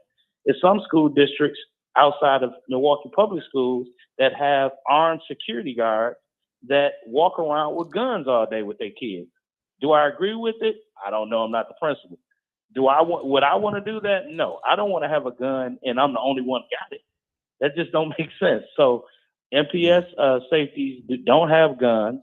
They have a lot of training, and then they go into these schools with a little bit of knowledge of just keeping the schools safe. Then you got ignorant parents that want to come in the building. That's the reason why we have our SROs, which is Milwaukee Police Department, that can come in and kind of put the law down as far as adults doing the wrong thing to these students. When it comes to students, we got the students pretty much not under control, but we have them in the capacity of knowing what's right and what's wrong. Do students fight? Yes. Do kids fight? Yes. Do they argue? Do they do things that's against the law? Yes. When they do something against the law, that's when we call Milwaukee Police Department. A lot of people want to say, well, that's a bad idea, put the police in the schools. It's a bad idea for this. Well, what's a good idea? Tell me what your good idea is. Because we're running out of resources, and we got a whole bunch of people pointing the finger and saying what we shouldn't do. Point me in the direction what we should do, because we're there every day dealing with these students, good, bad, and in between. And we get the bottom end of the totem pole when it comes to talking to these young adults about making better decisions. So Rustin So, Proban I said, answered hold the on one question. second, sir. Hold on one second. Rustin Proban said, how many parents in the Milwaukee area have taken a college course to enter in the Milwaukee education system to make a change they are seeking? It takes a community to be a community. Don't take a college course to be a community either. It So let's don't. be very clear. It don't. We are Say it just again. asking. Was that a question or no? No, I was just reading this comment that came Oh, through you- while you were No, talking. no. I just in the solutions that I provided, which I always try to be sure, because what D-Rock says is very, very clear. Yeah, just reiterate, please. Yeah. You absolutely should not just be a person saying, I don't want police in the schools. You really should be someone coming with, and this is basically what I'm saying about being spoon-fed. Okay. We have a community that is just being spoon-fed, just knows how to give critiques. Everybody is a critic with everything, whether it's music, whether it's comedy, whether it's whatever. And with politics, we sit back and we critique. But what plans and what are we coming and bringing these officials and saying, this is what we back, Okay. this is what we want? And that's what I'm saying. What's being described as far as leveraging that school resource officer to come and handle certain situations is very, very cool with me. Okay. Right? But it's not cool with me is what the latter, which is Okay. the other end of it, which is you're coming in doing what I believe a school safety should be doing. Okay. And I don't expect to see any police officer do that. So I'm gonna have Michael address what he thinks a school safety's job is, and then, sir, if you don't mind telling us how aligned that is in with reality, or if that's not the case. Well, I don't really have Okay. a whole idea what a school safety should do or shouldn't do. Well, what do you instead of having But- security be there? So what do you But think they should be doing? for me, I feel like if they're what D-Rock is describing is what I think it should be. Keep talking. What is being described? I'm sorry.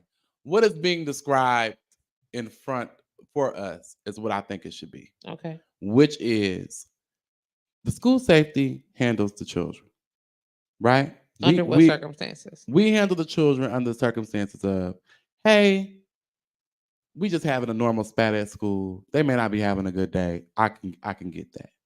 They hear the compassion in that. You hear the compassion in his voice. Okay. The care for the child in his voice. Okay. The I love the kids in his voice. Okay. The I care for the children in his voice. What I am not interested in seeing is somebody who does not care about these kids. I'm here to lock them up, give them a ticket, do this, do that. And I'm not saying don't get me wrong. We had a school, I went to Glen Hills Middle School right here. We had a school resource officer called Officer 9.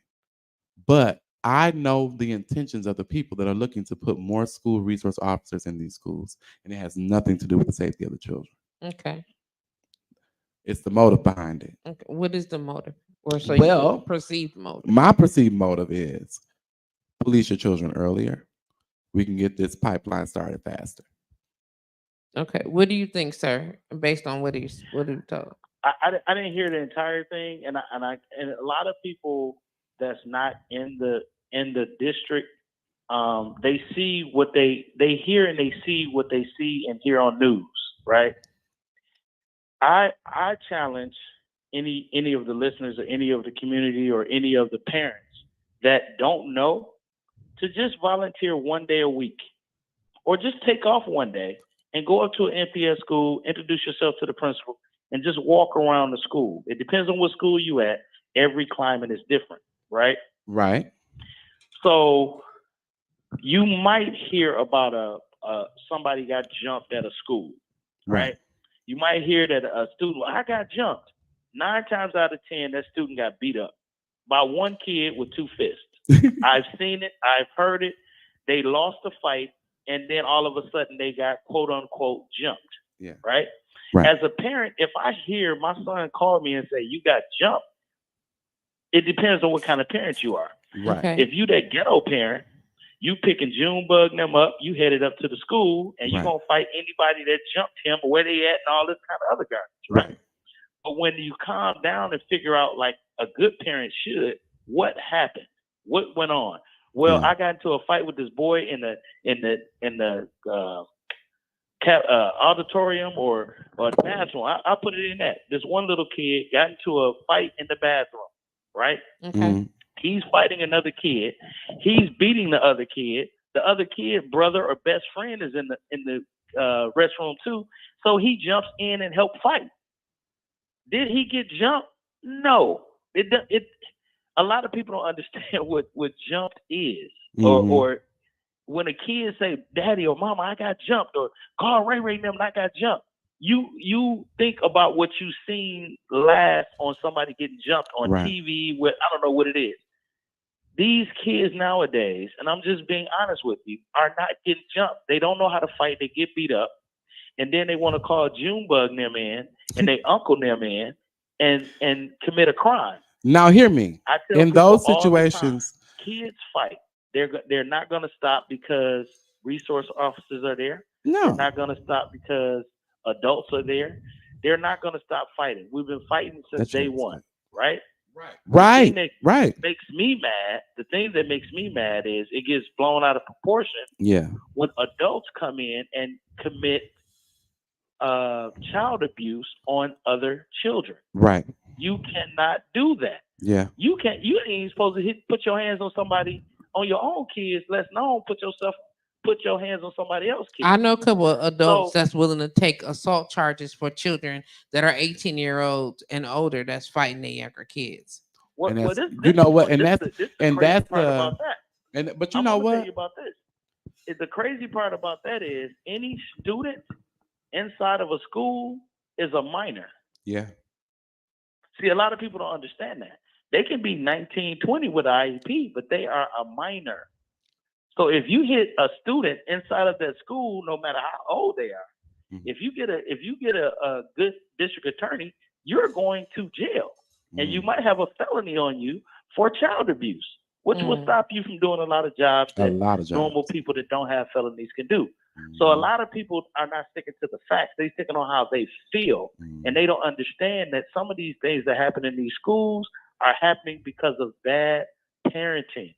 Okay. It's bad parenting. Is it bad parenting or bad? When you get to a school early in the morning and they fighting at 9 o'clock in the morning, that's something that happened the night before. At home. That's not nothing that happened at 9 o'clock in the morning. Right.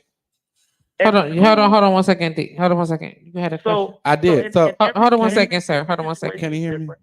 He can. Go ahead. Yeah. So I got a question, because what you are describing is very similar to what I said earlier. A lot of the things that my school just handled.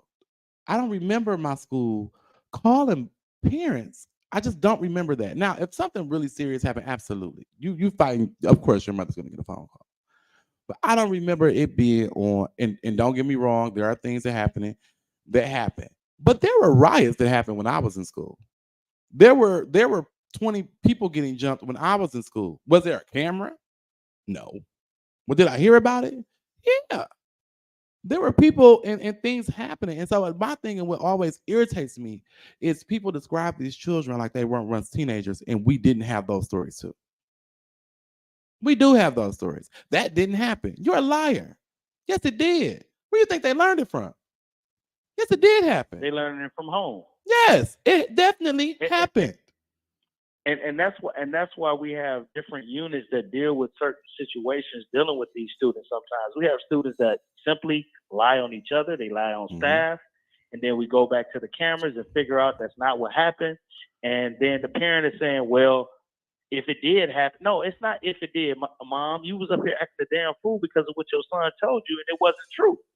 So you owe everybody in here an apology. And by the way, put your hands behind your back because you ain't doing what you're supposed to do as a parent. Yeah. And it's called child I neglect. said, and by the way, And put by the your way, hands you going to behind- jail. And by the way, you about to go to And you jail. going Now, to jail. if we're And I speaking tell about a people this system all that, the time. I'm gonna end on this. yeah, Okay. And I'm gonna take it out of the school realm because normally these kids grow up to be an adult and then they scared to fight. Everybody is right now. You're scared to lose a fight. So, I are you remember saying back that in you the day think when that you children lose a should fight- that teaching children to fight should be a regular thing? no, Remember, Okay. you just lost the fight and you went home and you probably sit on your porch for a day or two and you didn't talk to nobody because you was upset. And then a couple days later, y'all back out playing basketball or whatever, hopscotch, and everybody forgot. Nowadays, you lose a fight, it's all on social media. Your name is all in the street. Oh, I ain't Larry. I ain't. You want to fight me? It's so glorified now. yeah, When you get your butt whooped, now you got to go get a gun and kill somebody. hmm And then two lives are changed, or two families are changed because you couldn't take ass whooping. hmm I'm gonna say this: adults that kids can't take ass whooping turn to adults that can't take ass whooping. hmm I tell people all the time, I'm done fighting. I don't fight no more because my knuckles hurt. And after that, after you fight, your knuckles hurt, your feelings hurt, you're tired. I don't do that no more. You hit me, I'm calling the police. You're going to jail, and I'm He coming to said, every court I'm date. calling Don't put your 911. He hands said, on "I'm me. coming to every Don't court spit on date." me. Don't do nothing stupid. He said, Because "You I put got your- a good lawyer and I got a district attorney that's going to be on my side. Do not put your hands on me. Don't put your hands on my kids, and we good. Because nowadays you can't fight. Even if you win, you lost. Because now you're looking over your back every time somebody's trying to kill you because you Yeah. kicked somebody's butt. yeah, So let me People don't take ass ask whoopings this no more. also. Do you think the qualifications and then the training process, and this is, you can say, you don't have to answer if you don't want to.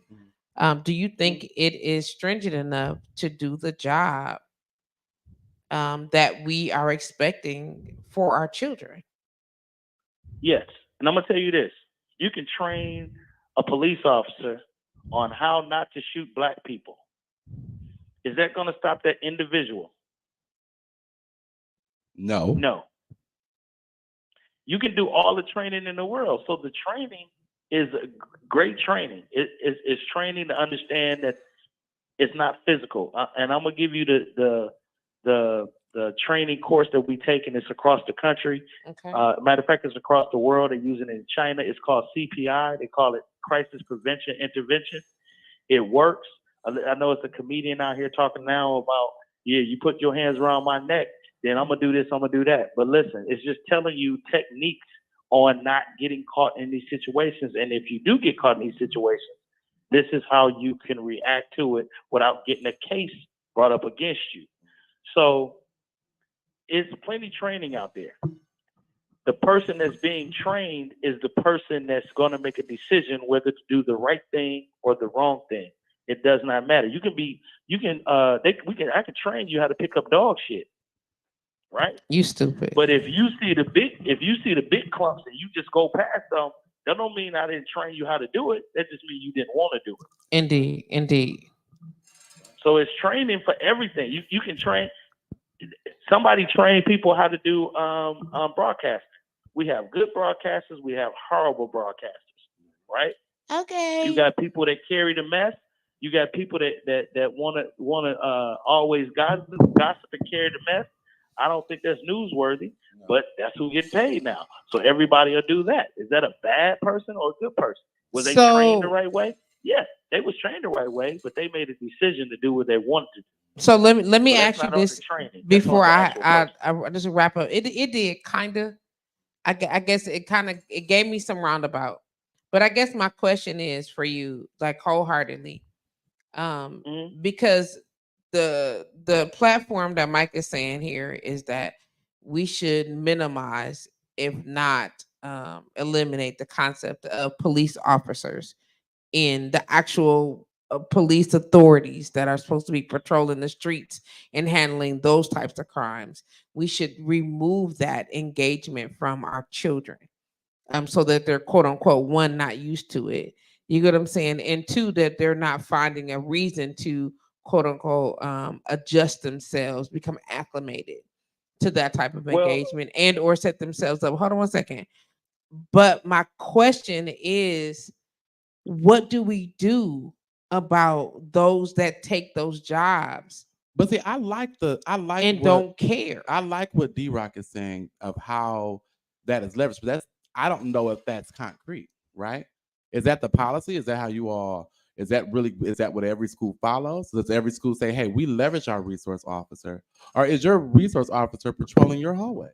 Indeed. You see what I'm saying? So, Well, see the research and say, okay, take the title resource officer out.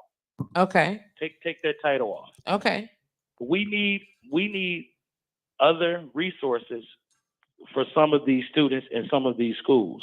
Additional kind of Some of resources. these Do you schools have would any not- of them some of to these offer? schools do not have they don't even have a safety in the school. The principal takes care of everything. Right? Do that mean the kids are bad? Do that mean no, it just means we have better parent involvement or we have a wonderful staff, right? So when somebody asks about the resource officers and they ask me, they ask a couple of them, say, we need as much help as we can because the more resources we have, the more adults we have, it keeps everybody kind of in the realm of being professional before around these kids. I don't see a police officer coming in and being unprofessional around professional educators. Even with myself, I'm a lot more professional around other professionals. but D-Rock, If there you have got a been whole school bunch of resource ghetto people, officers. they're gonna be ghetto. There have been Don't nobody viral give a video. damn. Hold on, there have been viral video. So There's been viral so video. Hold on, I D-Rock, look can at you hear me? schools, There's Can some you hear me? schools. There's some schools that don't have transportation, and a lot of people are like, why y'all don't have transportation? That don't make no damn sense. Y'all can have transportation. No, they don't have transportation because they want to see the parent every day, pick their children up. Because if it was an issue, now the teacher and the parent can have a conversation in front of the child. Okay, hold on 1 second. Schools that have transportation sometimes just put that kid on the bus. That kid goes home, don't tell the parent what's going on. The parent don't know what's going on because the parent don't have time. But that's So lack some of of those engagement schools on that the have a lot parent of part, more though. parent involvement, Right, that's those- lack of those parent schools that have involvement. And I keep looking. Take that. Huh? Indeed. So that's lack of parent involvement. I got a couple of comments that we need to just run through. I appreciate you calling in. I know that you are super busy and that you are so passionate about this. But the whole point of us having this conversation is to be able to bring up some of these points. So go ahead, Mike. You had a comment or question? So my question then becomes, does it, because what you're saying is, hey, we don't have enough bodies. It's not that I actually need an officer. And what I also was saying is we don't have enough bodies. It's not that I actually need a resource officer. I don't have enough bodies in this place in order to make sure that we are providing the type of safety that I think we need to, or that we could. The second part of that is when you say, well, I don't see a police officer acting in an unprofessional manner at a school. There have been multiple viral videos of school resource officers assaulting or assaulting or maybe being aggressive with or acting out or acting inappropriately in front of teachers and at the school. And I feel, and like to your point before, somebody walking around the school with a gun is a little interesting. My resource officer didn't have a gun, being honest with you. Now, it is a different day and time. Schools are being shot up. I get it. But I didn't have to deal with that going to school. Also in school in Glendale. So let me say this. So I heard you say something about not having bodies, and we are the type of people that understand. Now I understand. I didn't understand then. I understand now. It's not about having a whole bunch of bodies. If I got 3 qualified people that are highly qualified, I don't need 15. I got 3 that can do this job by themselves, right? So you can have a secret service. You can have a secret service that's protecting the president, right? If you have one guy that's not doing his job, everybody else look bad. But if you have 3 guys that's doing their top tier job, then that president will never get hurt. Okay? So I mean, it comes to the fact that people think they need a lot of bodies, but they don't. You just need qualified people that care about children. Again, when you're dealing with school children you got to care about children. How do When we you get dealing those with qualified elderly people though? when you dealing Because with as a elderly youth people, worker you have to- myself, I'm tired of young people, or not young people, people taking these jobs, Mhm. and you don't care about these kids. As a youth worker myself, since Yeah. I was and Patrice, 17, Yeah. Patrice, can I say this? yeah, It's more situations going on in elderly homes right now than it is in schools. Okay. They don't talk about that. Elderly people are getting abused. True. They're being left there by their parents to die, and they're being abused. They're being molested. They're being stolen. Tiarsha, that's not what he All said. of that is happening in the elderly homes, right? Mhm, yeah. Nobody talks about that. Nobody talks about that. Why? Because don't nobody care about that old man or old woman. It's not popular. What's Yeah. popular is talking about what's going on in the schools. Yeah. So what's going on that's popular right now is that. But why? And so It's let's a get lot down to the more bottom going of on it. in these- The reason you got- that the so when- schools are so my being point is, targeted. when you're dealing with students, you got to have people that's passionate about students. Yeah, When that's you're dealing very with true. elderly, you gotta Okay, have so people so that's but what very I'm saying is I passionate about got elderly. that part. But my point is, how do we find them? Because people is accepting the jobs. Y'all got people working these jobs, but and they some of them kind of sort of care. I'm gonna tell you why. Mike said that maybe it's the amount of It's the pay. their pay. So you showing up to job that suck ass. It's the same reason we say teachers need to be paid But you more. accepted the job at that rate. Just do the job. I mean, and that's yeah. being But, worked that, on. but you're not because asking me. I You're think not the more asking me how to the get more the you- people that are in the job to do the job. No, well. I'm just saying. You're asking me how do we get you people? get better qualified But they're people? taking the job. When you take the job, you accept the responsibility. That's like me becoming a massage therapist and then just doing like this to people. Wax on, wax off, motherfucker. That's not a massage. No. But I'm doing the job. When But you come gonna see lose. But me. you also gonna lose clients, right? They losing people every left and right, and then nobody cares. They gotta get fired. So what my whole thing is, and that's what we say about setting proper Okay, come on. expectations. We have to know what the expectations of these safeties are, and we have to say, okay, well, if that's your expectation, are you abiding by that? I don't really think you're doing it. So you gotta go. Now we're back to accountability and consequences. Exactly. Okay, D. Go ahead. And it also comes with holding them accountable. So Yeah. so I don't care what job you're doing, right? Mhm. If you pay me more, I'm going to work more. I'm gonna work harder, right? But if you pay me less, I'll find a different job or something I don't care. So just think about that person that's getting paid a whole bunch of money to do something they don't like to do. Mhm. They just go to work and they make their money. They go to work. They do the job. They don't care nothing about what they do. But they're So, not really doing the really job care? though, Mike. But it's They going to People work. that really care. But They my whole literally thing is- just going to work. But that's Right. anybody. And- That's and any field. that's That's a lot any of people. person. Right, but that's we're not any talking about them. We're talking about these jobs that is crucial and Exactly. critical So you to gotta- our development. So- Like this is our so history, as a our person who's a livelihood. leader in that area, if you're that person's supervisor, so on and so forth, you have to make sure you're setting proper expectations and holding that person to it. And if they're not or pro- firing the shit out of them. Exactly, and that's just all there is to it. But I want to make sure that we're talking about. Arsha saying we need safety officers and police officers in these schools, like D-Rock said. You need officers in the schools for. D-Rock said you more so put emphasis not for on the children. He put emphasis more so on the parents, and also Well, what he was saying. first of all, like I said before, you got to care about whatever it is the job is. You got to care about it. You can't come into a safety job trying to keep kids safe. You don't care nothing about kids. It's not gonna work. Yeah. You know what I'm saying? You can't hire somebody to clean the park and they can care less about the grass. No, you're at the wrong job. You got to find somebody that's passionate about the job first of all, and then give them what they need. And what it is, they need a way to live. They need better pay. They need better insurance. They need different things that help them out, whether it's therapy or whether it's helping them be a better person, better training.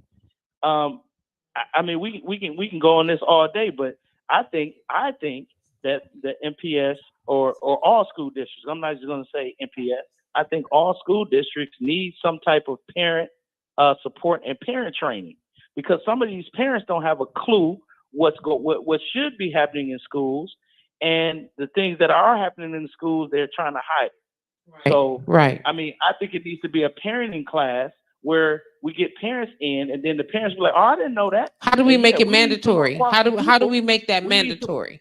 Because when we make it an elective, then we're still in the same position that only these 10 people know, and it's 172 parents that need to know, but only 10 of them got the information. How do we make that mandatory? This how you make it mandatory. The person that's in charge of whatever facility that is, that person makes it mandatory. Because I know some schools that just say, "Hey, no, you can't go here because we haven't seen your parents, so we have to transfer you now."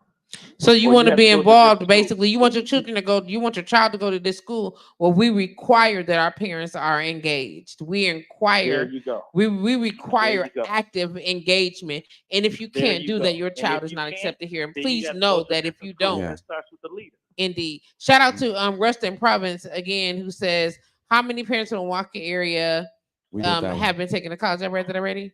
Yeah. Education seeking it takes community with the community. Auntie Rita says, and what I will add is that some of that 10% are the children I spoke of earlier that were passed on at the next grade without meeting the requirements. I was there. I saw it firsthand. No child should have to go through the embarrassment of not knowing the right answer because they don't read at a grade level or they failed. Excuse me 1 second. I'm trying to find. I'm moving the things around. I'm sorry. A certain grade level or they we had a great level. Okay, and I like that these children are being passed on to the next grade level because the schools needing to make a quota. This current system is failing our children. T. Arthur Archer said we need safety officers and police officers in these schools. You need officers in the schools for armed kids and parents coming to a school with a weapon. But see, D-Rock has not explained to me, nor has he pointed out a situation where he was dealing with an armed student. Okay. What he's pointed out was a situation where he is dealing with parents who are coming because the student got into a fight and don't know how to lose one. So Rustin Province said, I don't remember fights in school. Everything was handled off of school grounds. What school did you go to? That's what I'm trying to. Where did y'all grow up? Mayberry? We had a lot of respect for our teachers in school and the school property be because lying. it was a home away from home. That was back in the day when people had respect for boundaries. I'm sorry. Now, due to all the school violence, had to be schools are now 1920. being political and acting like prisons. We are wondering what they are acting out, why they're acting out to the current environment and situations is expected. What do youth have to do since the lockdowns are limited schooling? Oh, come on now. It's only giving me part of it. Providing mental health resources to the children inadvertently assist with security issues. You can't. Yeah, that's terrible. It would be nice to be able to provide mental. It should be a But we part of it can't. though. But we Like can't. so, I'm just saying it would be. Yeah. It should be a part of this. Like I Yeah. believe that paternity test should be mandatory. I Mhm. believe that all children Mhm. should like if you're in school. Mhm. I believe that just like I believe that there should be a wellness time. Mhm. They got PE. They had PE. Yeah. You get what I'm saying? There should be a moment for you to learn to meditate, to focus, to Your mental. think. I believe that Should do too. that for mental wellness. believe I that is, believe yeah. also that there should be a moment for this type of accountability. Why Yeah. not? And really, you can will inadvertently assist with the security, providing mental health resources to the children will inadvertently assist with security issues. You can't. Why? Well, so the whole thing about it is what you are able to do is approach MPS board of directors and ask them to create the ecosystem for these schools that you'd like to see. The issue is during the school board elections, we really usually don't pay attention to them. Right. You just let anybody take an office. Again, remember I said in the very beginning, I said this is why I be talking about. Yeah. We're gonna talk about the fundamentals. You know what I'm saying? I But the believe that it start reason- at home. Yeah. And then from home, it's different areas. There are organizations, as you Mhm. said, in place that are Mhm. supposed to be that have taken an oath, sworn to, committed to, Yep. made it their mission, vision, whatever the case Yep. may be, to do A, B, and C, which is Yep. fucking filling the gap. Yeah. You get what I'm saying? Where Yeah. there is lacking at home Yes. and they are not doing that. Yes. How can we hold them accountable? The people like us, and this is what I mean by being the fourth pillar of government, we have to say something. Like when I saw that, when I saw the NAACP support that referendum, that's a problem for me. So every podcast I get on promoting this podcast that I'm doing now, Front Row with Michael J. Curtis, make sure you tune in. Make sure you like Michael J. Curtis, follow Michael J. Curtis, befriend Michael J. Curtis on Facebook. Follow me, Michael J. Curtis, subscribe on YouTube.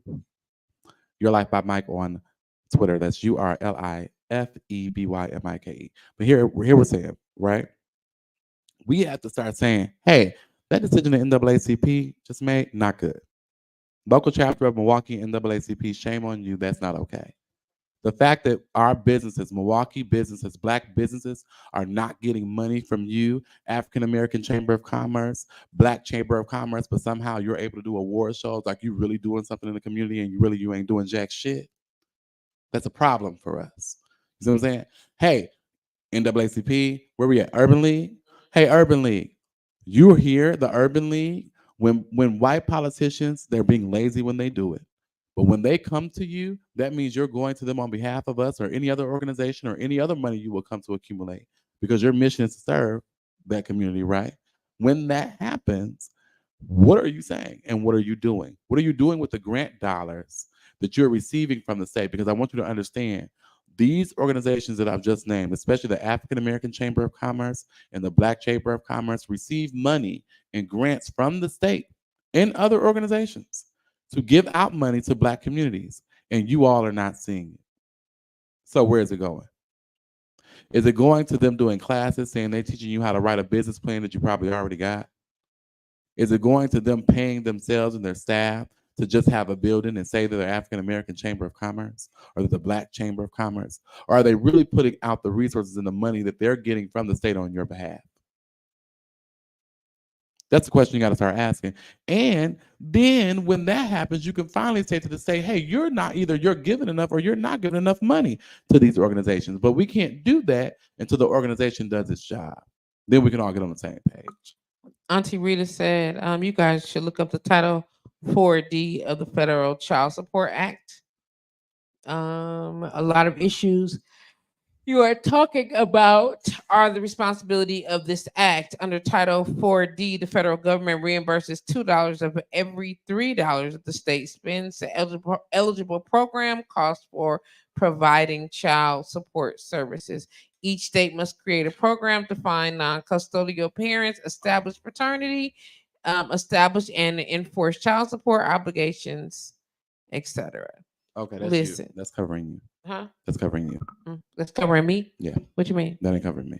Well, that's responding to that comment. Yeah, she said. Yeah, no. I'm saying as far as where she's saying, it's cover a lot of talking about our responsibility of this act. Oh, I'm sorry, Auntie Rita. That was Rustin said that.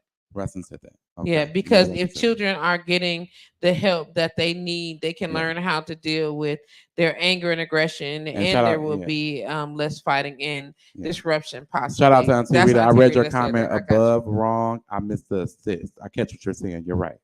You're absolutely right. I guess my question is, and it'll always be this, and it's not just a question, and my base platform is, I'm not saying that it's only the parents' responsibility, because I agree that once these organizations say, hey, you know what? We know that some people don't get it. So we're going to step into the gap or whatever the case may be.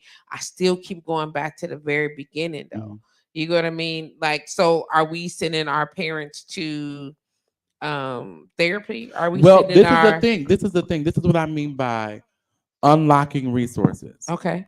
When we are taking these children, in my idea, out of the home and putting them into a boarding school by the state, right? We're saying, hey, we're going to put them into a boarding school. I know it scares us, but we can actually set it up to where it makes sure that they're going to the right people. We can set the parameters and say, hey, you got to go to somebody that we know. You got to go to somebody that we understand that these children will respond to. And we can do that. We can set that in the legislation to be said, and it could be worded right.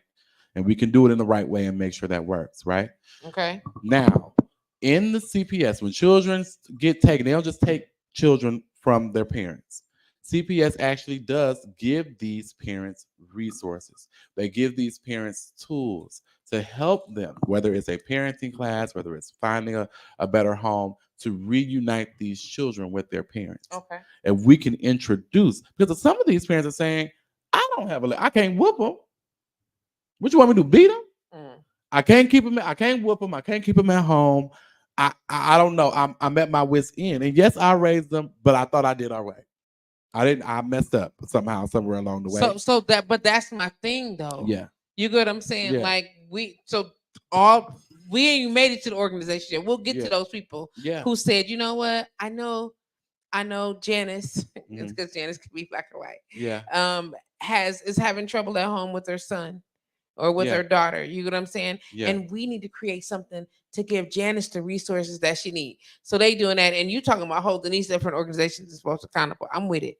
My point is though, how can we get Janice on deck? But that's what I'm explaining to you. Because Janice is full of shit. In the CPS program, when that happens, when your children are taken, they put those parents into classes. They put those parents and give them resources so that they can learn. Well, what the hell is going on with Janice then? So they can do better with. So Janice is the big R. Okay. Yeah. Sir, are you still there? Yeah. Well, no, I think he left. Did you hang up? I think it looks like he did. Yeah. Okay. We want to thank you for taking the time to call in and sharing some of your input. Awesome. We definitely appreciate that. To just set fire on the topic and to provide some other side of the information. Some because when people are speaking about this, they're really speaking about the students. Oh, these students are out of control. These students aren't doing what they're supposed to. I understand that the bad students are usually not there. The ones with the guns usually ain't even at the school.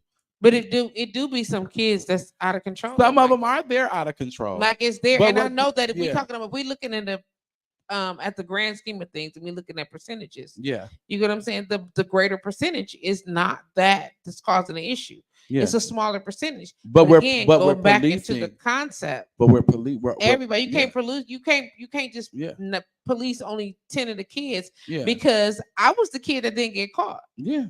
I'm not being funny. Yeah. Somebody probably should have been policing me. I'm not trying to be funny. I'm just so serious that somebody should have been like. But I'm tired of them. Did somebody see Patrice's ass? Yes. Go get but her. It's no different. And I want you to hear this. The way that we are describing these children as if they are some type of pterodactyl from Jurassic Park. It ain't new. It's super predator. It's the new way of super predator. When you see these comments and they're like, somebody needs to get a hold of these children. Somebody to do something with these children. These kids just this. These kids just that. Well, wait a minute. It ain't the majority of the children that's doing all this stuff. But it's that handful. Just like we can all be clear and say that we know that the kid boys, it wasn't like 100 of them. Mm-mm. You know what I'm saying? It was just about enough 5 of them with about 20 charges. You know what I'm saying? It was about this many of them in the middle of all of that. Terrorizing the city. Now imagine, but catch this. But all they were terrorizing the city. Yes, but all of those children were truant from school. Imagine had truancy been criminalized to the point where you can put those children in boarding school, they would have already been off the streets. So I'm waiting on this last call to come in shortly. And then then he'll be away from his place of employment also and be able to share some in-depth stuff because he works with these children that should have been penalized for truancy and or other things that they were failing to do, but are literally scapegoating just around the way or all the consequences. So imagine you just telling that child, boarding school for you. If that child knows that if I keep playing, I'm gonna have to go to board, not jail. So you don't want them to go to jail? No. So jail, and what's the difference between jail and boarding school? Jail. Still away from home. Yeah. Are you talking about the influx on the record? Is that it? Just a mental on it. It's a different mental. I'm still being taken. It's one thing for me to go to Hogwarts. I'm still being taken away from my family. Yeah. I'm still being put through these rigorous expectations of engagement or whatever the case may be. I'm still being required to A, B, and C. Yep. But it's all depending. It could be military. You can have a child that's truant for a different reason. You can have a child that's not even truant due to their own issues. That can be a gift. You can have a gifted child. You have a child that's gifted well beyond their years. And you may be like, hey, we need to get them out of this area and this issue. Military school may be a certain faction for children that you're like, you know what? Not this. We're going to put you in a military school because a lot of times when they go to jail, or going to this prison. They just are outside of going to school during the day, like because the kids do go to school at the little kid jail. Okay. Outside of going to school every day, they're just sitting there. It's not a thing of, hey, let me enrich you. Where an educational environment is very different from an institution that's not. So going back to not blaming the children, Yeah. but holding their parental figures accountable. Yes. You get what I'm saying? I get that. Well, I don't want you to get in trouble, quote unquote, if you whip your children, or beating the fuck out of anybody is just unacceptable. Yeah. But you understand what I'm saying? Like, where do we draw these lines of expectation? But the reasons we can't accountability to these parents, like this. Nobody was there when you was fucking, and nobody want to hear me say this shit. But we're gonna give it. You chose to fuck. Absolutely. You chose to deposit your seed or to accept the seed. Yeah. You chose to carry the seed to full term. But there are and then now be a parent. But hear me, there are married couples that fail at raising children. I'm not even tripping. What I'm talking about, whoever it is. No, I'm just trying to. The married couple. I'm single or married. It's people that's two heads. But what I'm saying is single or married. Yeah. You brought this motherfucker into society. And now we as society. And now we got to do what we need to do. Now we have to handle it. So now we're handling it because when you show us, you can't tell me. Well, you can't tell me what to do with my kids. But we about to. Clearly, we about to because you ain't doing you don't know what you're doing. You don't know what you're doing. And clearly, this is our society over here, and this is how we live in. Yeah. And because you live here, you either got to follow this rule or get the fuck out. Yes. Now you can draft legislation and go to your common council member and say, "Hey, common council member." Now it's only 7-9 of them, and say, "Hey, look here. We got this idea. Our children terrorizing our streets. We ain't with your little referendum you sent out. We ain't with that. Not with your little referendum. Nah, but we'll do this. We want you to charter some boarding schools at the city level. We want you to approach some private businesses and get them to come in. People that specialize in certain things, like especially minority businesses and certified, that specialize in things like group homes. And we want to figure out how to specialize in things like educating children of color for military schools and things like that. People who have experience that and come in and create those places. Because if we can create a jail, I know we can create a boarding school. If we got money to create and fund a jail. Now the federal government give us money for schools, right? We mean for money, jails too, but we get money for schools. Okay. All right. If we can do that, then we can build those schools out. We got a foster care system that's already set up. CPS system, all those different things, foster care, child family services, whatever you want to call it, that's set up with the resources to do all the things that we're saying these parents need. The only way that we can unlock those resources from them is to get CPS involved. And so listen, I'm with it. We're going to take the children right out of right. Listen, I know you can't handle this. Don't trip. You can't tell me how to raise my. That's all right. We got it. Don't worry about it. Because this is how we function over. I need my kid. All the stuff that's going back and forth, whatever. First of all, I need you to set your ass down because now you done disrupted our social social structure. Yep. You get what I'm saying? And so now somebody else has to come in and figure this out. How do we? There's a gap there, though. Because what's happening here is when you take. I keep trying to explain this, and that's why I want this to come clear to you. The holistic family, Auntie Rita, absolutely receives services. When CPS comes in and they take the child out, they don't take the child and just be like, we got the child, we're going to keep your child forever and a day.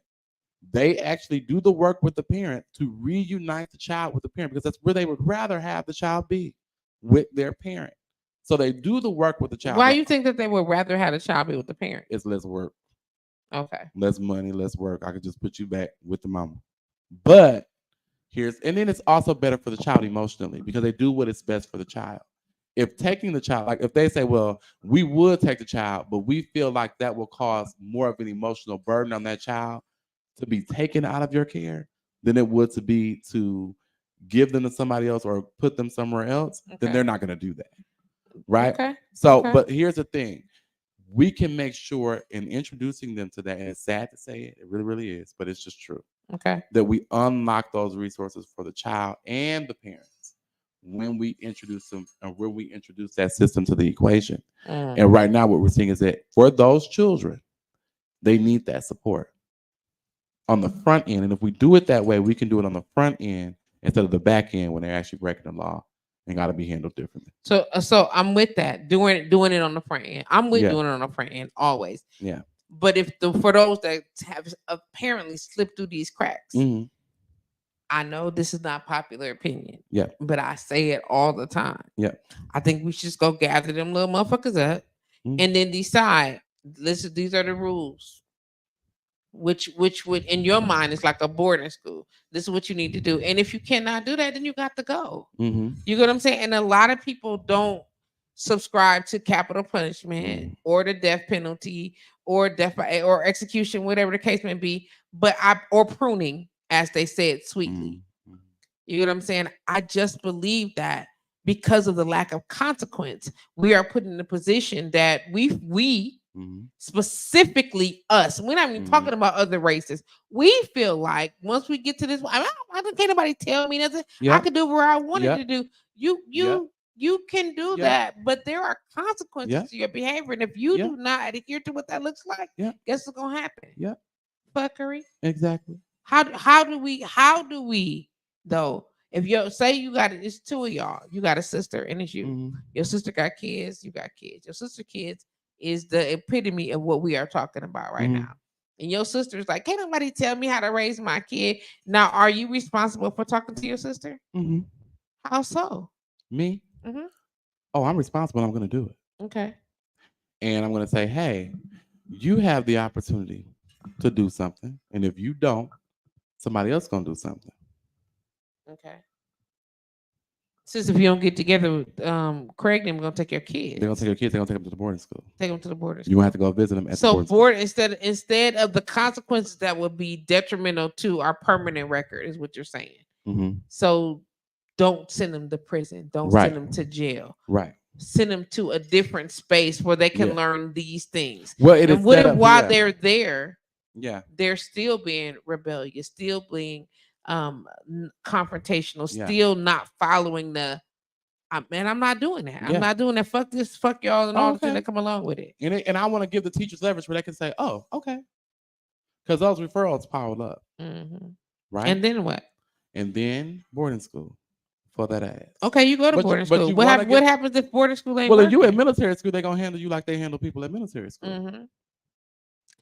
Shout out to Auntie Rita. She said exactly, Patrice, what the family needs to be dealt with as a whole unit and not as separate entities. All parties should receive whatever resources they need in order to come back as a whole family unit. Some of the parents have emotional or mental issues of their own. T. Arthur said, what do you think about before we let someone move here from a different state, we do small background check, meaning check to see if they have been grimy the whole time in that state, then we say. Well, that has to do with states' rights and federal rights. I agree with that too. But that was handled. Thing. That was handled through the Constitution. But that's like picking up one group of trouble, and we just gonna send you to Wyoming. Yeah. And you really we can't. I get what you're saying. I definitely get where you're coming from. But that's like boarding school, though. That's boarding school. That's the still, reason right? That's the reason countries say what they say, right? Yeah, no, you absolutely. You from the United States, you absolutely can't live here. You can't live here. We got rules, and you're not gonna be able to follow them, and you're not gonna do it. Get the fuck out of here. Absolutely. But the way that when we came together as a United States, we could united, no, united damn states. That was already settled law back. That's why they came here and they said we don't want to live there no more. We're gonna move here, and these are gonna be our new rules since we first here. Yeah, it gets. You know what? And what kills me is that we don't know why this country was started. We don't know why the Boston Tea Party. All we know is what happened. And they said, you know what? We out this bitch. Well, what people don't know the true history of it. We get told about the Boston Tea Party and some other shit, but the real truth of it is that in Britain, slavery was never legal. And during the time prior to 1777, when our country was founded, back in Britain, there's a judge by the name of Judge Honorable John Henry Holt, I believe is his name. Okay. From Britain, I think it's Majesty's Court, King Majesty's Court, something like that. And what they did was they actually, like how we have a court that has conservatives that have been piled on in the wrong way in the Supreme Court, that kind of happened for them under King Charles and some other person. Okay. And not this King Charles from back then. So what happened in that and that being made illegal, and the judge and the court making sure that it was made clear that hey, you cannot own a person in perpetuity, and you cannot own their children. In the British court, you'll start to see that the British Crown can no longer fund insurance. They can no longer. That's why you get J.P. Morgan Chase and all these insurance companies and financial companies that came up out of this. J.P. Morgan Chase used to do slave auctions. Yes, they did. Yes, and their Northwestern Mutual and a number of other companies used to insure slaves as they were brought over in the boats, because some of the slaves would die on the way. You see what I'm saying? Not slaves, excuse me. Some of the people would die on the way. So when you're looking at why we were finding and when that money, so that's when you had the no taxation without representation, because once he couldn't make money off of America anymore, why would the British Crown be interested in America? So aside from the crown, when they moved over here, they was like, "F you and your crown, G. We want our own stuff. We want to make our own rules." No. Just hear me out. Yeah. Okay. Now they were like that at this point, and this is why I want to explain this. Okay, come on. They got to the point like F you and your crown, because when the British Crown could no longer be a part of the slave industry, a part of the Atlantic slave trade with the money, you have to understand they financed the boats, they financed the insurance, they did all of those, they gave all of those things, they handled everything. So when they no longer could be a part of it, they were no longer interested in America, because the American colony really only made money for them and for the crown from slavery. Now, they may have been able to get cotton, and cotton is king, et cetera, and made cotton and indirectly did a few things. But the British Crown were no longer being able to be a part of that industry as it was prior to the no taxation without representation. So, of course, the United States began to be ignored. The colonies were ignored. That's where the no taxation without representation came in. And that's where the Revolutionary War came in. We were often told that the British told people that if they fought on their side, that they would have freedom. When the real truth of it is, they always had freedom under British law. That it was really the U.S. that was saying, if you fight for us, we'll give you freedom. So, but shit. Hold on. I got y'all. Hold on a second. Let me back up. Whatever the case may be. Auntie Rita said truth. And T. Arthur Usher said, "What do you think about before we let someone move here from another state?" I said that background meaning. Give me what time? Whole time in state. Do we say no? Entry of the state. Okay, BS. Auntie Rita said, didn't they become independent of the country?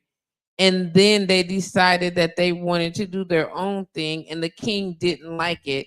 And so he sent his armies over there to regain control. So what happened is the king started not treating them as well as they were used to being treated, because he no longer made money off of them. Right. He was like, "What the fuck y'all want? Y'all over there? I don't even care that y'all over there no more. I don't care about it's I not make no serving money me no off of it. purpose." I'm not, because they got very rich off of it. Yeah, he's like, it's not serving me no It's purpose. not, and he couldn't do it. He couldn't get any money, and so he couldn't show favor to them. And the British government Parliament really didn't want to deal with it because it was illegal.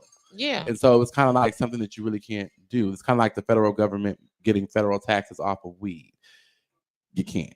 You know, for the longest time, we couldn't really go, if you owned a weed or a cannabis business, you couldn't go get a bank account, because federally it was illegal, though at the state it was legal in California and other areas.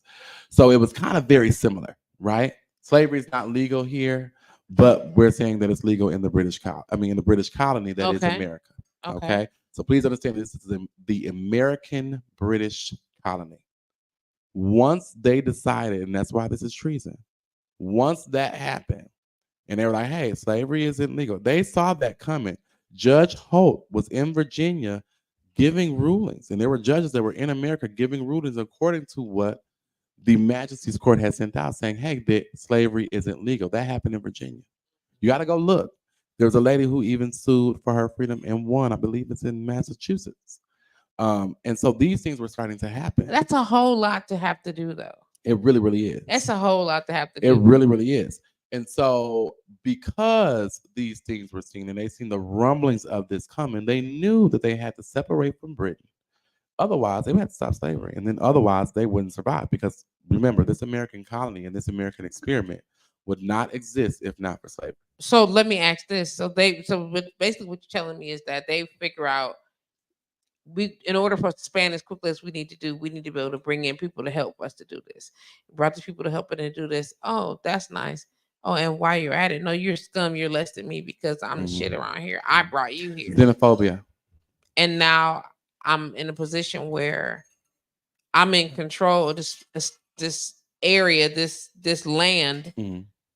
And if you want to quote unquote live, you're gonna do what I tell you to do. Basically. Uh, Now, please understand the British going to law jail. allowed for people to go, it allowed for Britain to go and colonize areas. It did not allow for them to take people from one country to another. And that was really the basis of this legal argument. It didn't allow for people to be taken from one country or another. And what they meant is that no person can be a slave in perpetuity. You can be an indentured servant paying off your debt, but you can't be a slave forever. Like you ain't a slave for life. Okay, pay off a debt, but not a slave for life. And the only way that a person can be permitted to be an indentured servant is if the king allowed it. So, all of that to say, Mm-hmm. this is the type of stuff you want to talk about Absolutely. on Front Row. Yeah, because you got to be able to answer these questions. Like, for our but folks. but why this? Because number one, I'm just passionate about it. Number two, very clearly. Yeah, history buff. Number three, if we can get, nobody is tying it together for us in the way that I think we need to. Okay. I think Roland Martin does a very great job. Okay. But ain't nobody my age. Understand.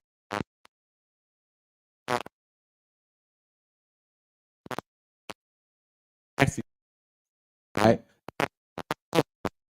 Why can't we do this? Right? Okay. And you plan to be prepared to answer the question. Mm-hmm. So this like a hobby, a pastime, like what you?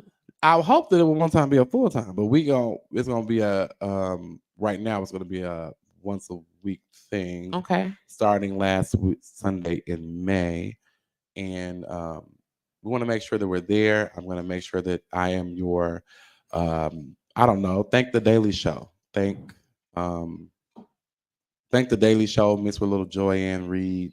So you're gonna do this out of Texas? Yes. Okay, but you're gonna address the states again. Can you run them for me one more time? I'll be addressing Wisconsin, North Carolina, Georgia, Mississippi, Alabama, New York, DC, and take us over to California, Arizona. Why these states? These are states where, number one, they're important to presidential elections. Number two, a number of these states are where Black people are, especially along that southeast coast. So I want to make sure that I'm in covering things that, covering places that, number one, our people live in. Okay. And our Tennessee is 2, is 1, Missouri, etc. So Front Row. Front Row. How'd you come up with the name? Front Row to the bullshit, baby. Immediately be like, so like my inbox was when somebody was playing on the internet. We just turn away this real quick. Yeah. So like when you are thinking of, are you just on a political standpoint, do you plan to still add your my funny? You're funny, yeah. Yeah. So I'm always wanting to add my personality. I want to speak about politics in a way that is very conversational. Like, even though I'm sitting here with you, I would still be speaking like this today. Okay. Like wanting this to be very conversational, very engaging, and using the language that we use every day. I don't want to get on there and speak like I'm on CNN because that's not what I'm doing. I'm not on MSNBC. I one day will hope to be the taste that they would like to have, right? One day, maybe. HBO shows. I'm not picky. Okay. I'm just picky about the check. Make sure it's nice. So then, hello. I'm just all I wanted to ask. Okay. I know how much you paid the last guy. Don't talk to me about how much I got paid last. I know how much you paid the last dude that did this job, and so this is what I want. Interesting. Yeah, you got to be very smart about it. Very strategic. So you're literally opting to. You don't feel no kind of way about stepping into the realm where there aren't many of us, to represent the not many of us against the not many of us. Patrice, I do that every day. I'm just asking. I'm out on the internet fighting on behalf of my people, like Harriet Tubman, like Frederick Douglass. I'm out here on the internet, on Twitter, dragging my people north, following the North Star. Follow me. So stupid. I'm just dude. saying, I gotta go get a shotgun or something. I'll put a shotgun in the back. You're gonna definitely need you some listen, equipment. I am here. You're gonna definitely need you some equipment. I am here. I am here to ruffle feathers. I don't care. I don't care. I'm definitely gonna do. Hey, you hear me, T? You hear me, T? As soon as they start, they're like, how much you want to be paid? I just don't know. I just don't know. Not do the Taraji I cry thought of about your pay. the people saw Taraji Crown on that TV, and them black folks said, "We got to do something. We got to do something." And that's how you feel like you're going to spark that movement. Yes, we got to do something. We got to do something. Like it's where we got. Like I hear black people say stuff so much with such confidence. Some of the dumbest shit I've ever heard in my life, and I'm serious. And it gets to the point where you're like, "Well, damn, do you even watch the news? That's funny. Do you blink at it? That is hilarious. Do you at least follow the news?" I do, and I don't like to because Yes. it's just. But obviously, I can have the conversations. Yes. I stayed learning enough to be able to be Yes. like. So I'm gonna be. I just that want to person. punch people a lot. Yes. There are a lot, and then also there's stuff going on with. I need black people to understand, and African American people to understand the value in their standing internationally. I want them to. You talking about yeah. to be able to acknowledge the fact that we only black here? No, I want you to understand how many black people or the African diaspora is looking at us. And we are there. We are supposed to be. We are their leaders. Have you ever think about? They don't even like us. No. Take a step back. Okay. Because we can't say that. They've said it. No, that's trolls. That's Russian and China bots. Those are not real African. Some of them are being tricked, right? But not all of them are at real people. Okay. I'm just keeping it real. Some of them are Okay. not real people, right?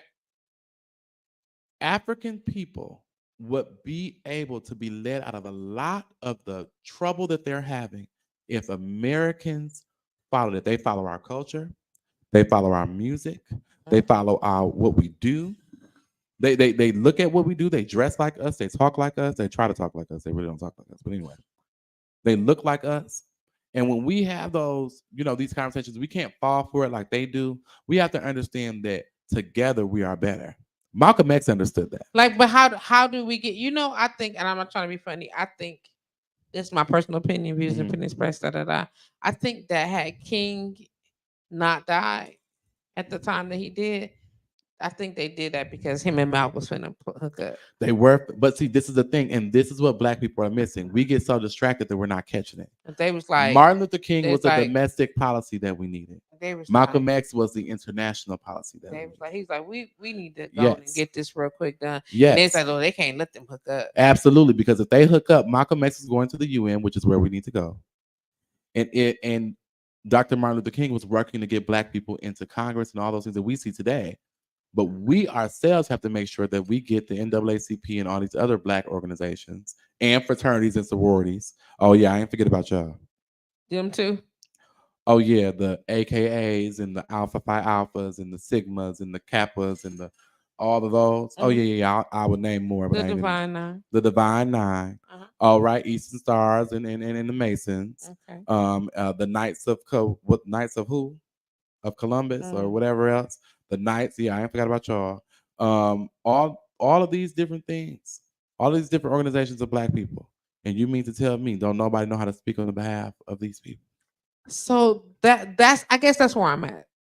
Okay, mm-hmm. when you say that, and when I start talking about the organizations and the people who don't do the job, yes, they show up and they campaign as tomorrow's election day, and they say, "This is my platform. I stand on this, and I'm going to be this for us, and I'm going to represent us in this capacity." And they get the job, and they be like, "No. This is what you do. You got to have an accountability person."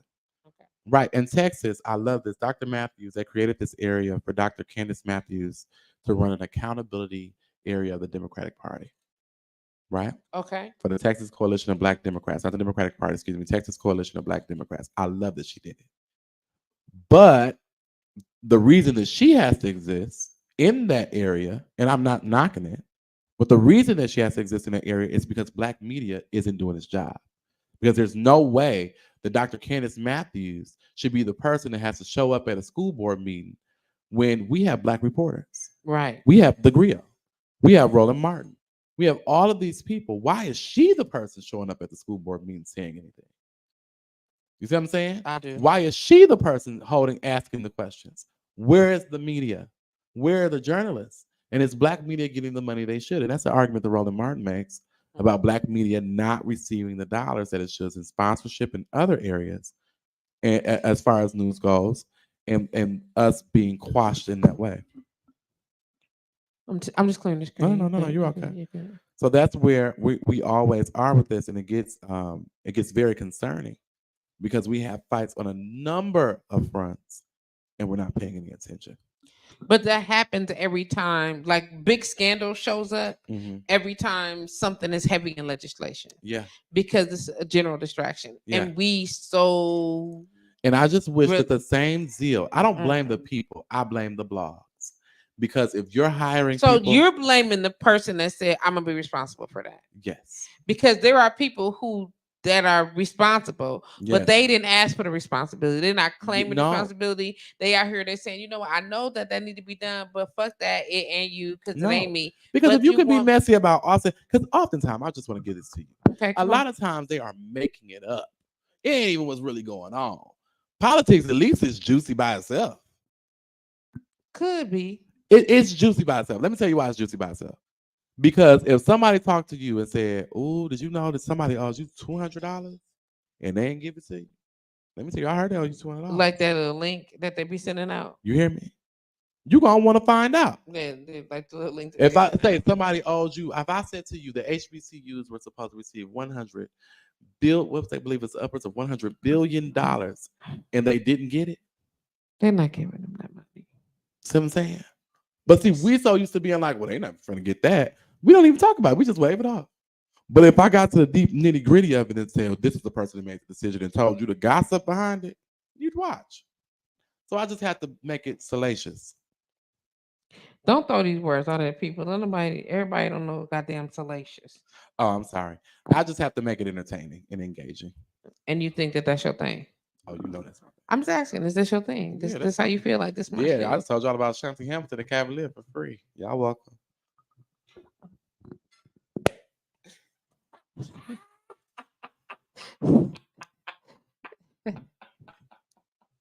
Somebody come get dude. It's just straight up.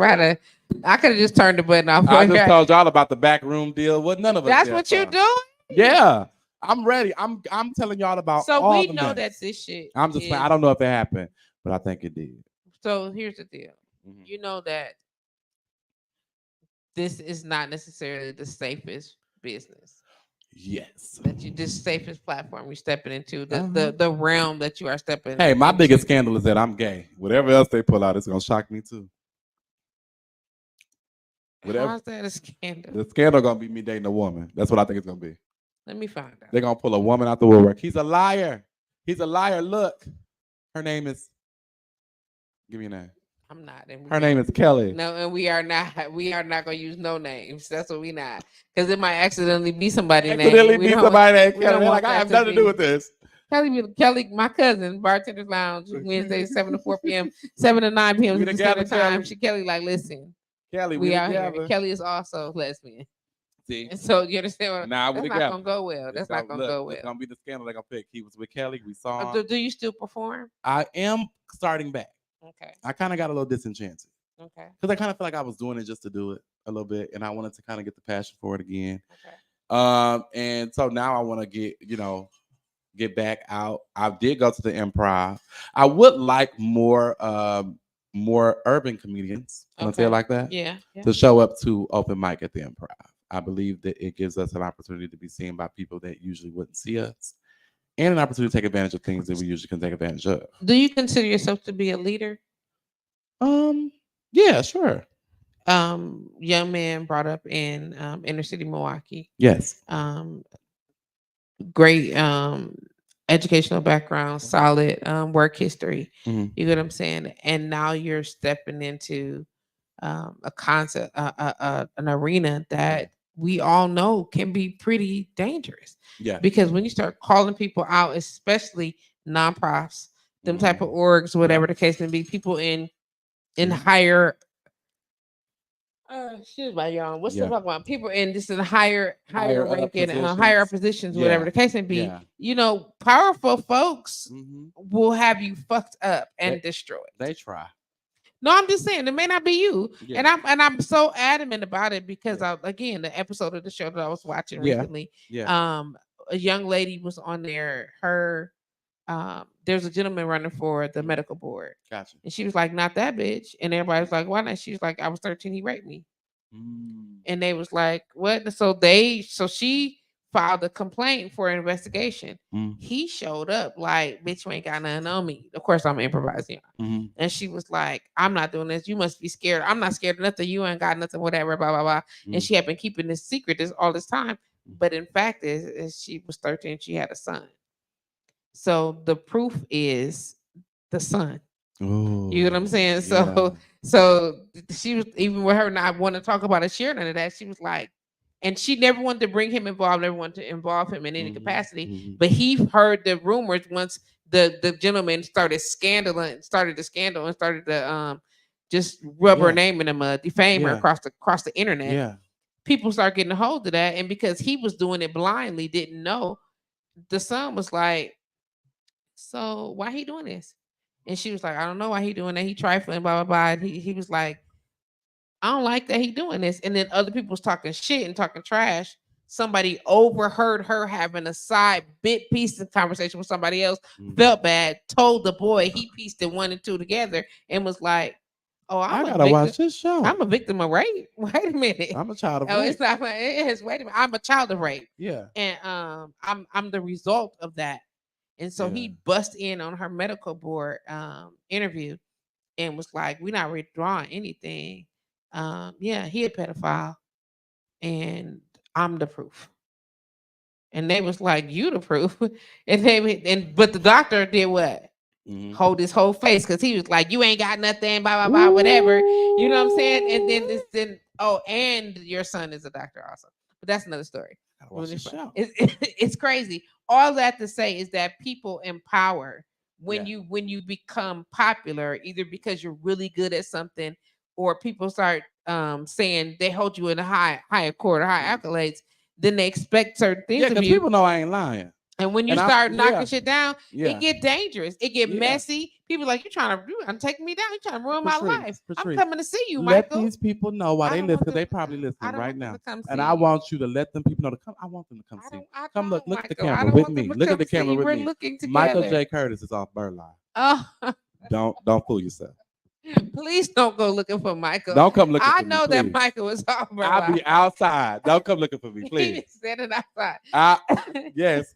Auntie Rita said he reminds me of Cat Williams, Dave Chappelle type intellectual comedy. Thank you, baby. That's a huge compliment. Thank you, Auntie Rita. That's not a game, sir. I just be careful, Mike. Let me tell you, because they go. You done already named the people. I'll name them again. No, sir, settle down. I've been naming Ashanti since I started. Why do you keep me and Ashanti Hamilton got beef. We do. Why do you got beef with him? Because he's supposed to be the mayor. That's why I'm mad. Honestly, I am upset. He did what he needed to do. No, he did not do what he needed to do. He let his ego get in the way, and that's why he lost the position. And I'm upset with him. And until me and him have you talked to him about this? He won't come on the show. He's scared. Why you got to bring him on the show? Why don't you just talk to him? I don't want to talk to him in private. I want to talk to him in public. Why don't you talk to him in private first? No, he don't get to talk to me. He's not a private citizen. He's not a private citizen. I'm having this conversation with him on behalf of the people. And the expectation that come along with it. Exactly. And you're going to keep reaching out to him? Yeah. I'm going to send a formal, because I ain't sent a formal request. You just going to keep calling him out like this? Yeah. I'm going to send a formal, because he was supposed to come. He didn't answer the first night me asking. So I'm pressuring him now. Now you're pressuring Yeah, him. I'm going to stay on him until he interview with me. So my other call, the gentleman was still in court. Oh, he was in court? Oh, Lord, he did a lot. They doing it. He's still sitting in court. I won't, but it's really we're at a point now where I don't really got nothing for you to just you could if you want to. Right. You could, but I'm not running for office. That's what I'm saying. Are you planning to? Maybe one day. Maybe. Oh, so when you do that, they clean out all the closets. They can do it. Are you prepared? I'm out my closet already. I'm so sick of you. I'm out.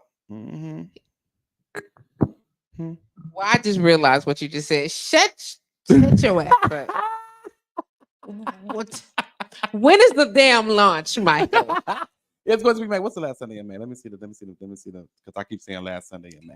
The last Sunday is May. Is last Sunday in May? Last Sunday. The last Sunday in the month of May is technically Yes. June 2nd. So right before the 27th, is it? Yeah, let's see.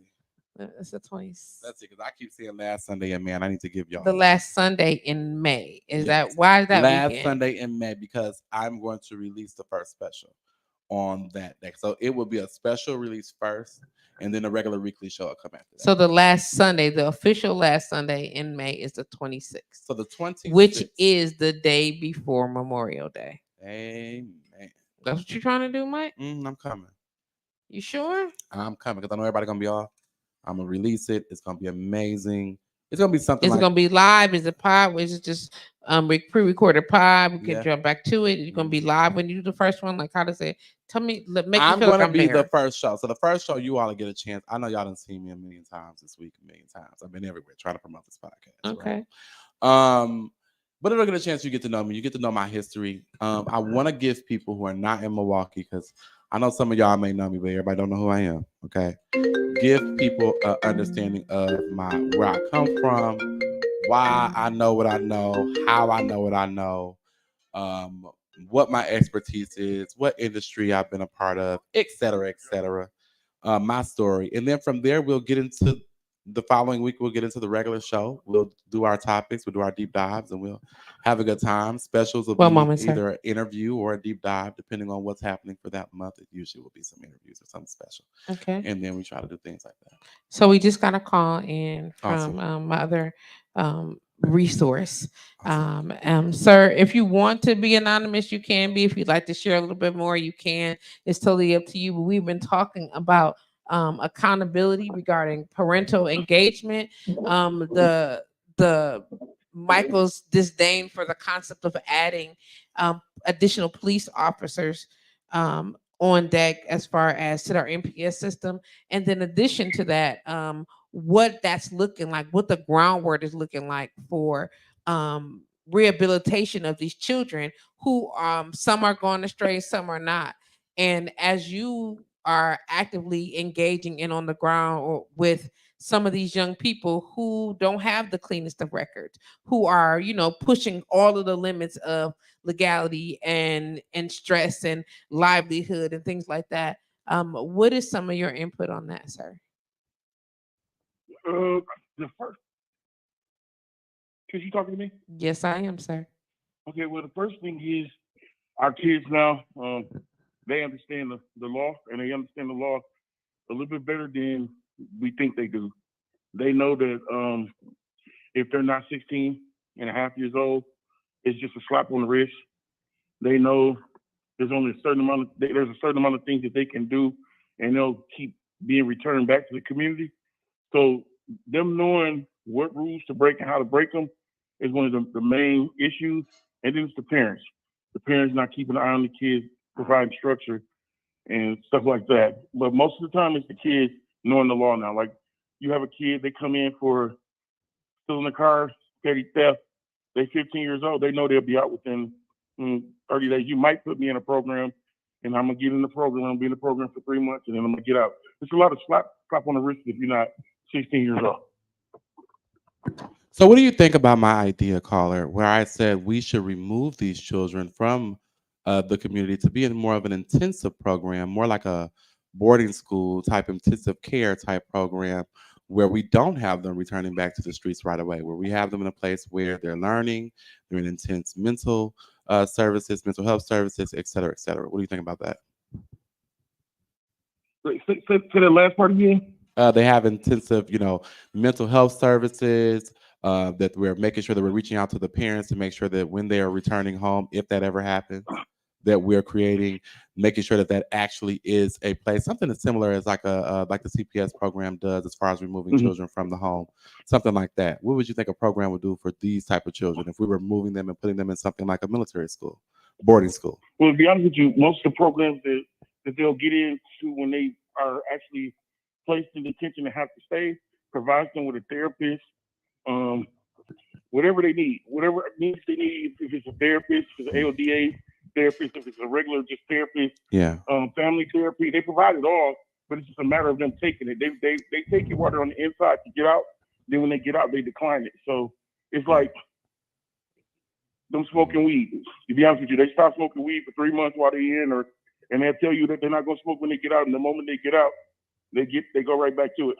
So we make a decision as a community. Do you think that this would be possible? Because what I'm hearing is we're turning these children loose back into the community way too early. What I don't want to do is keep them in prison or in jail, but I wouldn't mind keeping them at a boarding school or a military school or somewhere that it's meant to not make these type of programs voluntary or elective, but more so required. What's your thoughts around that? The kids don't want. Most of the kids that I'm encountering, they don't really want to work right now because these jobs they say quote unquote aren't paying enough money. Like for instance, when we get a kid out, we saying that. I'm sorry, the adults are saying that, and so they're not wrong in saying that. They're not wrong. Go ahead. I'm sorry.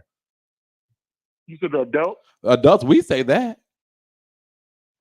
I mean, that's what I'm saying. I was. But if you a 13-year-old, 14-year-old kid and you don't got no fucking bills, why are you worried about how much money you need to be making? Because some of these children are handling their life issues. They are handling grown-up things. I'm sorry. Go ahead, sir. I'm sorry. On the caller, go ahead. Everything. That's the same thing I'm saying, but y'all got to realize the cost of living for them is kind of like it's fairy tale. They want the most expensive things that come out. They want this. They want that. They don't want to work for anything. I'm just gonna tell you. I did a group with some kids one time, and these kids were stealing cars and taking them over to the south side. And they said that I said, man, you putting your life at risk, man. He said, man, it's worth it, bro. If I steal a Benz, he said, and if I steal a Benz, he'll give me $700. I said, how much? He said $700. I said, do you know how much you gonna sell on the street for? He said, don't matter. I got my 7 and it wasn't my car. Now catch this part. The consequences, not caring if he got caught or anything. He was only concerned about the $700. But I asked these same children. I've spoken to these same children, right? Not the same exact children, but I've spoken to these same kid boys, and I said to them, I said, hey. So here's math, and that's what I'm saying. The fast money way is if I steal 4 of those, I have $2,800. Yeah. If I go to work, it'll take me months to make $2,800. So I asked them, I said, listen, I said, if I showed you how to, let's say I go and got a car from, I don't know, junkyard or an old school car, and you were able to trick it out. I showed you how to build cars, paint cars, and so that you can actually make money in a way that is legal and have as much car leeway as you choose to, brother, right? And he said he would do that. He said, yeah, I'll do that. Because mostly it's about riding these girls around, if we want to be honest. So if we're saying, okay, we're gonna ride the girls, some of the girls are stealing cars too. I already know that before somebody say that. I get it.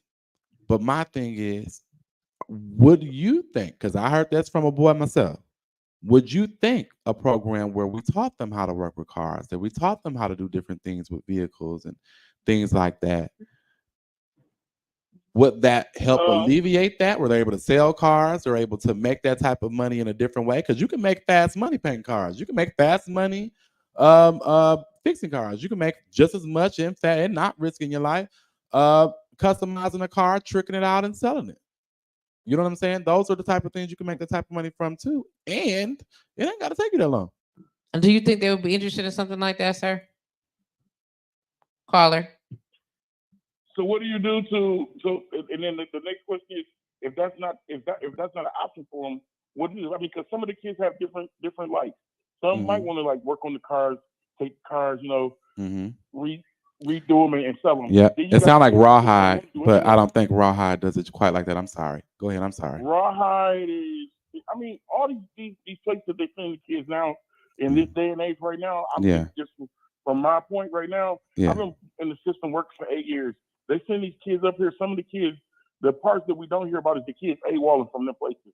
They got kids coming from Milwaukee. Now listen to this. We got kids stealing cars in Milwaukee going up to Rawhide to pick up the kids from Lab Lake and all these other places. You got a lot of stuff going on. Yeah. And then you have the police too that are tired of picking them up. Like they'll pick up a kid, take him to detention, then the kid will be back out within a couple hours.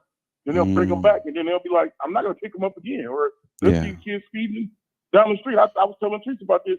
A kid almost hit me in front of the policeman. I said, "He's like, man, I'm not gonna chase him." They're kind of like tied to the chase because when you It's put them not in just there, tied to the chase; it's dangerous for them and for the police officers. There are police officers that are dying while chasing these vehicles.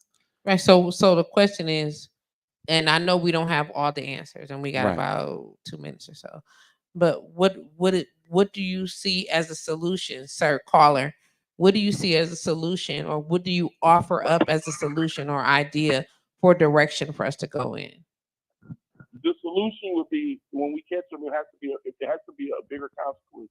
You don't have to slap them with on the Accountability. wrist like you do them. Send them back home right away. Put them in Mhm. some programs that can teach them. Like we have those programs that have like the JCIP, the conjugal juvenile intervention programs like that. Make them learn something. Make them go through some programs to teach them better decision making. Should these programs be longer? Should they be and longer? enforce it? Actually enforce it. If they don't do the things Yeah. that they're supposed to do, Yeah. then you pick them back up and give them sanction days right away. Yeah, but They get help me options when they understand. get out. Should these programs, because one of the things you pointed out, right, is that these Mhm. children are able to do these programs in a matter of months and be done. Should these programs be longer? Should they be ongoing? Should we say to these children, no, you don't need to be in this for a few months. I want you in this program until you're out of high school. I want you in this program until this such and such, until this goal, until you've gotten your high school diploma, or until you've hit your junior year. Should we make these programs goal oriented instead of time oriented? Is there something else we should do as far as our approach to these children and how long they're supposed to be a part of these programs? Most of the kids, when they get placed on probation, they're on probation for about a year and a half. So Okay. during that whole year and a half of rehabilitation, they're supposed to be in some type of programming. A lot of them skip the programming. They even go AWOL. We have kids that get out on Friday and they're gone by 5 o'clock Mhm. that afternoon Mhm. because their whole intention. Some of these kids, if we don't change the way they think, then we're never going to get them because some of them are in there plotting the whole time. Like, man, I drove that car down the wrong street. If I went down the other street, I possibly could have got away. So the whole time they plotting on how they going when they get back out, they're gonna do. Now they're gonna drive down the other street. Now they're gonna drive down the now I'm other gonna street change this some of the time things that I did, and they don't because they realize wouldn't have that caught me. they still gonna get caught, and no matter how much you talk to them. And then like I said, they're supposed to be in these programs. You try to get them to go to programs. You have people to pick them up and take them to the programs. They ditch them. But see, here's my thing, because I'm not asking about them being picked up. And what you're saying about them going AWOL even goes back to my previous question about the boarding school. Why not keep these children, not detention center, not jail? Why not say to these children, you're going to need to go to this place and now seeing as the fact that we see that you cannot be trusted to show up. You just going to live here. And we're going to teach you, and we're going to take you through your mental health services. Which is kind of what the program that you work with does, sort of, right? Do what? They have a place where these children stay that's outside of their homes. Is that correct? Do they pay for the kids? No, there's a place for them to stay outside of the home. Yeah, that's not jail, right? They do have they supremacy over where they are placed. Yep. Right. So alternative living situations. I'm trying to be very mindful because saying some of the language will give that away, and I don't know what type of liberties you have to do that, and I'm not trying to jeopardize nobody's shit. Having this conversation. But so there's something in place to that. But there sounds like what he's saying is, it's there, but there are no teeth. He doesn't have any teeth in order to be able to make these things work. The tools and the resources are there, but there are no teeth to make them work. And rather than us trying to introduce something new to the equation, we have something already here that we can make do, which is exactly kind of what I'm saying. They already got charter schools. They already got this. They already got that. We can use what's there to make it work for us. So what he's saying is, hey, we got the programs. We got all of them. They just don't come. Right. So how do we get them there? We have to make it required. Like what he's saying. Okay, you don't want to come to the program. We have to keep picking you up for this program this so many more times. Okay, here you go. Well, you're gonna sit in jail then. So basically, stop releasing them. Yeah, there be no release. Wasn't that a conversation where you and I were having, caller, about these young people being released before that they have been reformed? It's like when they're on the inside, if they're in my program, we only have 180 days on the inside. That's the time block we got. They have court every 30 days. We have to present a court report. They have to go to school, wake up every morning and go to school. They have to do all the things they need to do to get off the pot. So let me explain to you. It's not that our kids don't know, and these are the groups that I go into because I do groups with them. I go in on and I talk about the word for today would be consistency. Every day you wake up while you're in detention and you get up and you go, you put on your uniform in the morning at 7:30, you go get your breakfast, you go to school, you do what you're supposed to do. You're not smoking any weed, you're behaving, you got good grades. Okay, tell me why it can't happen on the outside. Because you're not in the structure of this facility. Because as soon as you go home, you're not going to school, you don't clean your room anymore, you back smoking weed, you're doing what you want to do. So now I'm trying to teach. Now I want to talk to you about integrity. That's being a good guy, or being who you are, or being who you are even when nobody's looking. So you're trying to teach them these things and trying to get them out there. Responsibility is your responsibility to learn what you need to learn and present yourself. In the end, when you make a bad decision, you have to deal with the consequence. That's true. You might not be able to control the consequence. Yeah, but I'm also dealing with some of these children For them 180 because I want to know your input on this part too. I'm sorry. Excuse me 1 second. I want to know your input on this as well. Because there are also You're children. trying to talk to them, you're trying to enlighten them. Yeah. But the kids, they have their own agenda. Yeah, but see, as another part of this, yeah, and lack of family involvement and peer pressure, I agree with. But the point is here, some of these children, and what you're telling me is, yes, that is some of the somebody telling them what to do, and they waking up and there's somebody telling them. Some places it is, just like for some grown men, I have clean clothes, I have food, I get up, and I have structure. And what you're telling me is that when this child is provided the proper structure, They produce. be in line. Yep. And when they not, they don't. Exactly. And so we are asking children and giving the expectations of adults to children. They children. Yeah, they stealing cars around through the city and doing all this, that, and the third. They ain't got no business doing, but they still kids in the mind. And we have to provide them with that structure. And if we're sending them to a house that ain't got no structure, no, they're not gonna come out doing nothing that we expecting them to do. Mm-hmm. He said, You know, I was like, no. He said, That's what I'm saying. And So let me ask you this Yeah. before we go any deeper, just any deeper, whatever. How long are you in town? I'm here till Today is to the 3rd. Monday. To the 3rd. So to that Wednesday. would be Wednesday, right? Wednesday, yeah. Are you early morning, evening? When are you leaving? I will be probably early. Early No, afternoon. I think it's afternoon. I could be because I absolutely hate, like, we are literally like over on blowradio.com. Oh, I'm so But sorry. no, it's no problem. But I know we can get in, and I hate that my caller had to call in so late. Yeah. But just so you know, I wanted somebody to give you the Yes. mouth of that too. Like, Yeah. hey, some programs in line with what you're saying. Yeah. You know what I'm saying? Absolutely. And it is. But he also is a very strong advocate. Will say Yeah. they don't keep them long enough. It's Yeah. not enough holding their Yes. feet to the fire. Yeah. You know what I'm saying? You trying to break years and years Yes. of bad habits, and you Yes. can't do that. And Yeah. we said 180 days, bro. The 180 days. And you may not be able to send them back. We have to start looking at these children. And they the may same not way that we never look be at- able to go yeah. back to that. And that's what I'm structure. saying. We have to look at these children the same way we look at other CPS children. And we have to say, in CPS, you do not send a child back to an unfit home. But those are like what? Those are, well, now we got foster care facilities But see, that's what I'm and saying. adoption homes. Yeah. You know what I'm saying? But- So now we yeah. are revoking parental parenting. Yeah. Parental rights. Why can't we? I'm just asking. They is driving this down the what we street. do? They almost killed him. He helping them. They almost killed him. See? Almost hit him. So now we're in the name of saving face of our future. Mm-hmm. We're revoking parental rights. Mm-hmm. We're denying policing.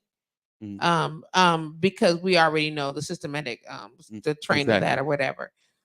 But so all the things, and we're doing everything but expecting accountability. But no. That is accountability. Okay. Because what we're saying to the parent is, hey, the parenting to the child, you're still responsible for that. Because I don't want y'all thinking that when CPS removes a child from the home, that the work with the parent just stops. Well, I don't know. It doesn't. It does not. Yeah. That work continues because they're really looking to reunite that child back with their parent. What I'm saying is that same responsibility, the same way that we feel about CPS children, or children that are taken by CPS being returned back to their home, y'all give grown men issues about where they're going when they leave prison. Mm-hmm. we have to say, hey, I don't think you fit.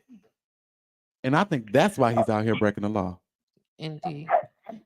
Go ahead, caller. I'm gonna let you go ahead and create your closing statements so we can get ready to resolve the show for today. Huh? I said, go ahead if you have a closing statement you'd like to make so we I can get was ready going to to. say the sole goal is for reunification, and but even with some of our children to these group homes, the group homes and the shelters rules are too open. Yeah. Like the kids, like we have a curfew at 9:00. The group homes might be 10. We tell them the group homes, but this kid needs to be back here by 9. If a kid is on the third, when they first get placed back in the community, the first 30 days they'll be on no movement.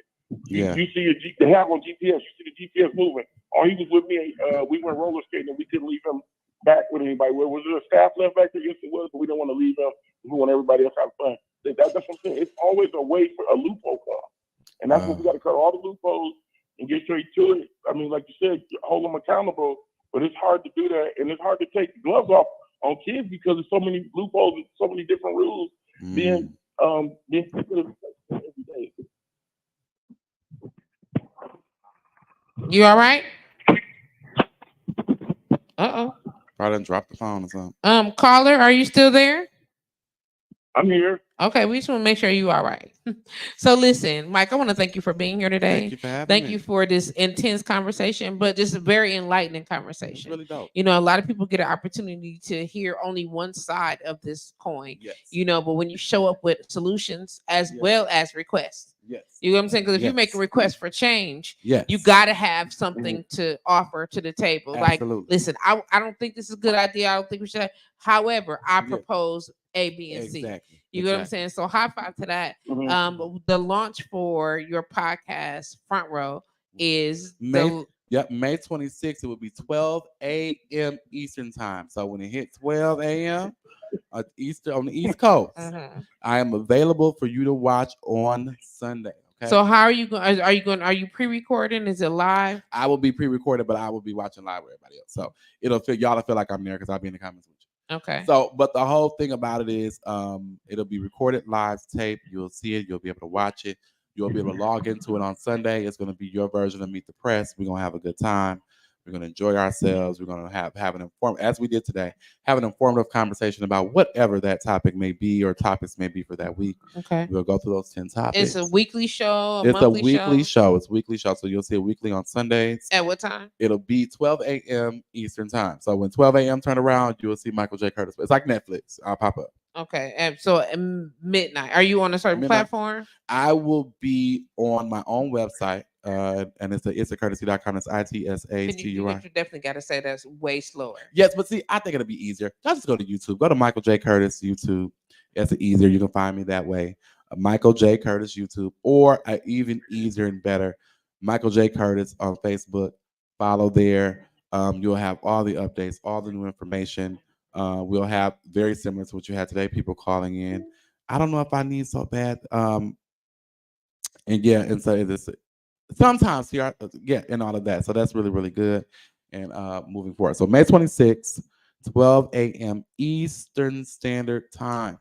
Which at this time for us right now is what we're hour different. Yeah, we're hour different. So it'll be 5. So Central Standard, that means at 11. It'll be at 11. It'll be 11 o'clock 11 Central o'clock. Standard. So y'all get it earlier. So it'll be 11 for you. So 12 p.m. Eastern, 11 Central. Follow him and make sure that you sign up for notifications so you can be notified when he goes live. Absolutely. Or when the pod breaks. Yeah, because we're in with the platform. I can't. It's weird because I know what platform I'm using. Okay. But it won't come across to you all that way. Okay. I just on the back end know that that's the platform. Yeah, don't worry about that. But it's broadcasting is where we cared. Is where we need to know absolutely. So the broadcast. Where's the broadcasting? Broadcast from Facebook, YouTube, your website. Yeah, that's what we need to know. Yeah. So y'all make sure y'all go follow me on Facebook and YouTube, and from there, I'll make sure that you're informed on everything. And when we launch on May 26th, you'll have it. So when I introduced you as comedian Michael J. Curtis, why didn't you tell me that that's not your title no more?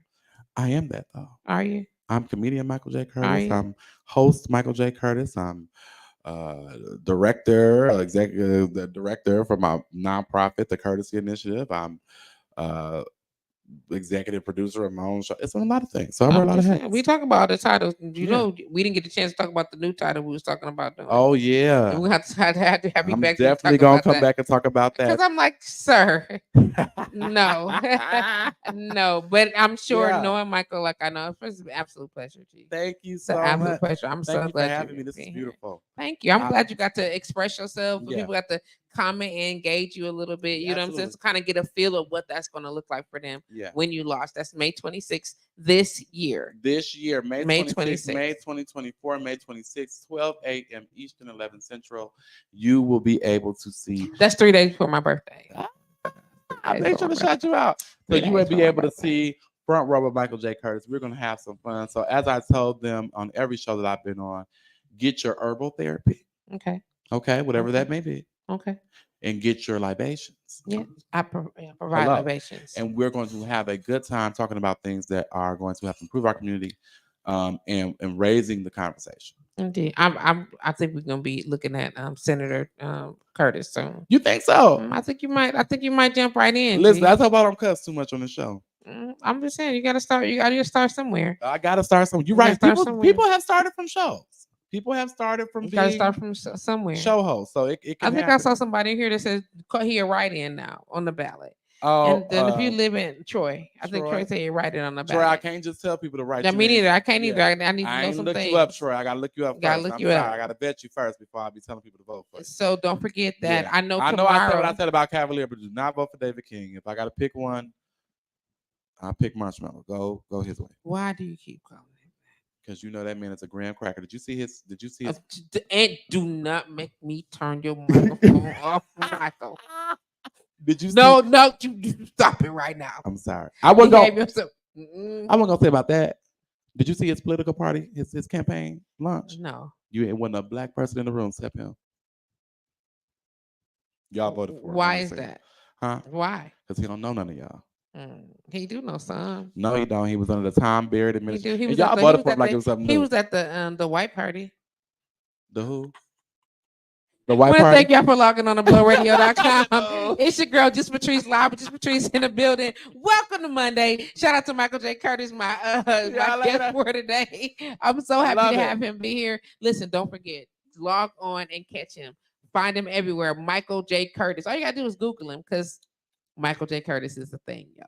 You know what I'm saying? It's been my pleasure. Do I want to play this thing again? Do I want to play this for y'all one more time? I think I You should got my clip? because no, you got a clip. Yes. Where is it? Hold on, I'm send it. Hold on, I'm finna send it to you before I push play on my outro. Is that what you're doing? Play me first. Don't play your outro. He's sending it to me. So what? Tell me what type of clip it is. Email to me on I am just Patrice at Gmail. Like my email is open right now. Michael came in here with this tray of food because he was brunching on a Monday. And I'm gonna push him down. Thank you, Auntie Rita, for the show accolades. I appreciate that. Absolutely. What you doing over there? Come on, sir.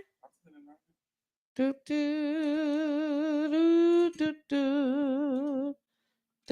do, do. Shout out to my homeboy D-Rock. If you are a fan of comedy, please go to the Tubi app and search Don't Ban Me.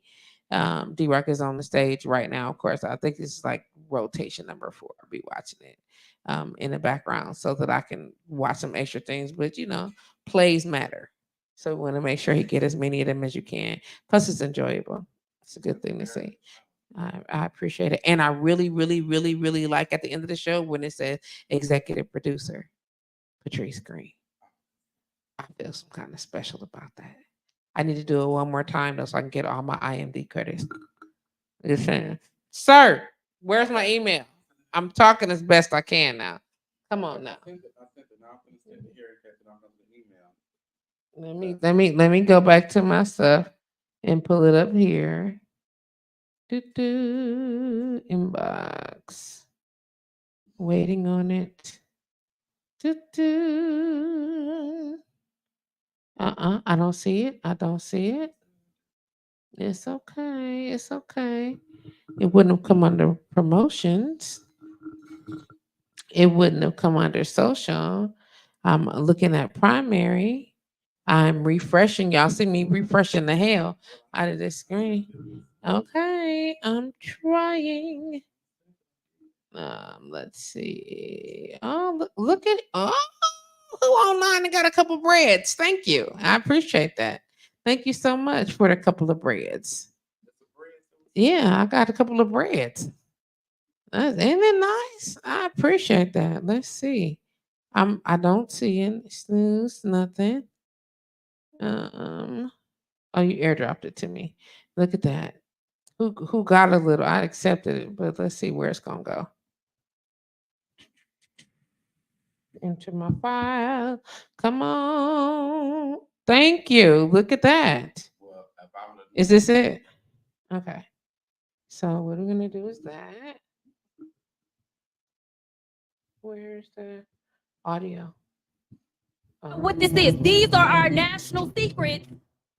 Go back to the beginning. When are we going to do what we said we would But do? when we start talking about things that look like evidence, they want to act like they blind. They don't know what this is. These are our national secrets. You're about to realize just how much you've run. Country, and they never would have been under the Trump policy. Bottom of the hour now, and we're following breaking news from Washington, D.C. For the first time ever, the Supreme Court is adopting a code of conduct for all justices. The court. Bit of controversy right now. There's an accusation that the Arkansas Education Department removed credit for controversial AP African American Studies course. Breaking news coming out of the state capitol. The Wisconsin Senate just voted on a bill to save Milwaukee from a fiscal cliff. The bill would also send every single community more shared revenue. Our Jason County. They wanted reparations. And I remember I made this particular liberal so angry at me because I told them right to their face, nobody owes you anything for slavery. If you want to tell the truth about it, it is you who owes. It's you. A criminal investigation is underway tonight into the Dalton mayor's spending habits. And the Illinois Attorney General is telling Mayor Tiffany Henyard to stop improperly soliciting donations. CBS 2 investigation. The hairstyle that has Daryl George, a junior at Barbers Hill High School in Mont Bellevue, in trouble. It is a part of who we are. He's been in school suspension since August 31st. That's the same week Texas outlawed racial discrimination based on hate. The largest school district by far in Texas this year is on track to be very different. That's because this past June, the state of Texas took over the Houston public schools following what they call inadequate test scores.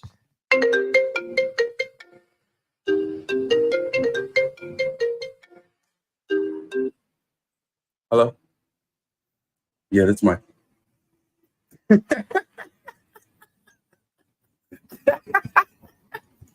Yeah, I'm back. Yeah.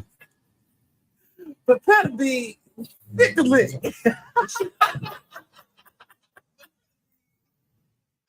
Yes. Dude, I love it. Yes. I love it. Send Send it to me so I can distribute it. Yes. I love it. Dude, again, congratulations. I know Thank it's going to you. be fucking amazing. You You was fun. like, all that shit going on. So you was like, oh, let me just go in. And put it all in there. It's 'Cause Mike. Yeah. Yeah. Yeah. Just prepare it. Prepare Yeah. to be sick of me. Be prepared to be sick I'm of coming me. for your asses I'm right coming. now.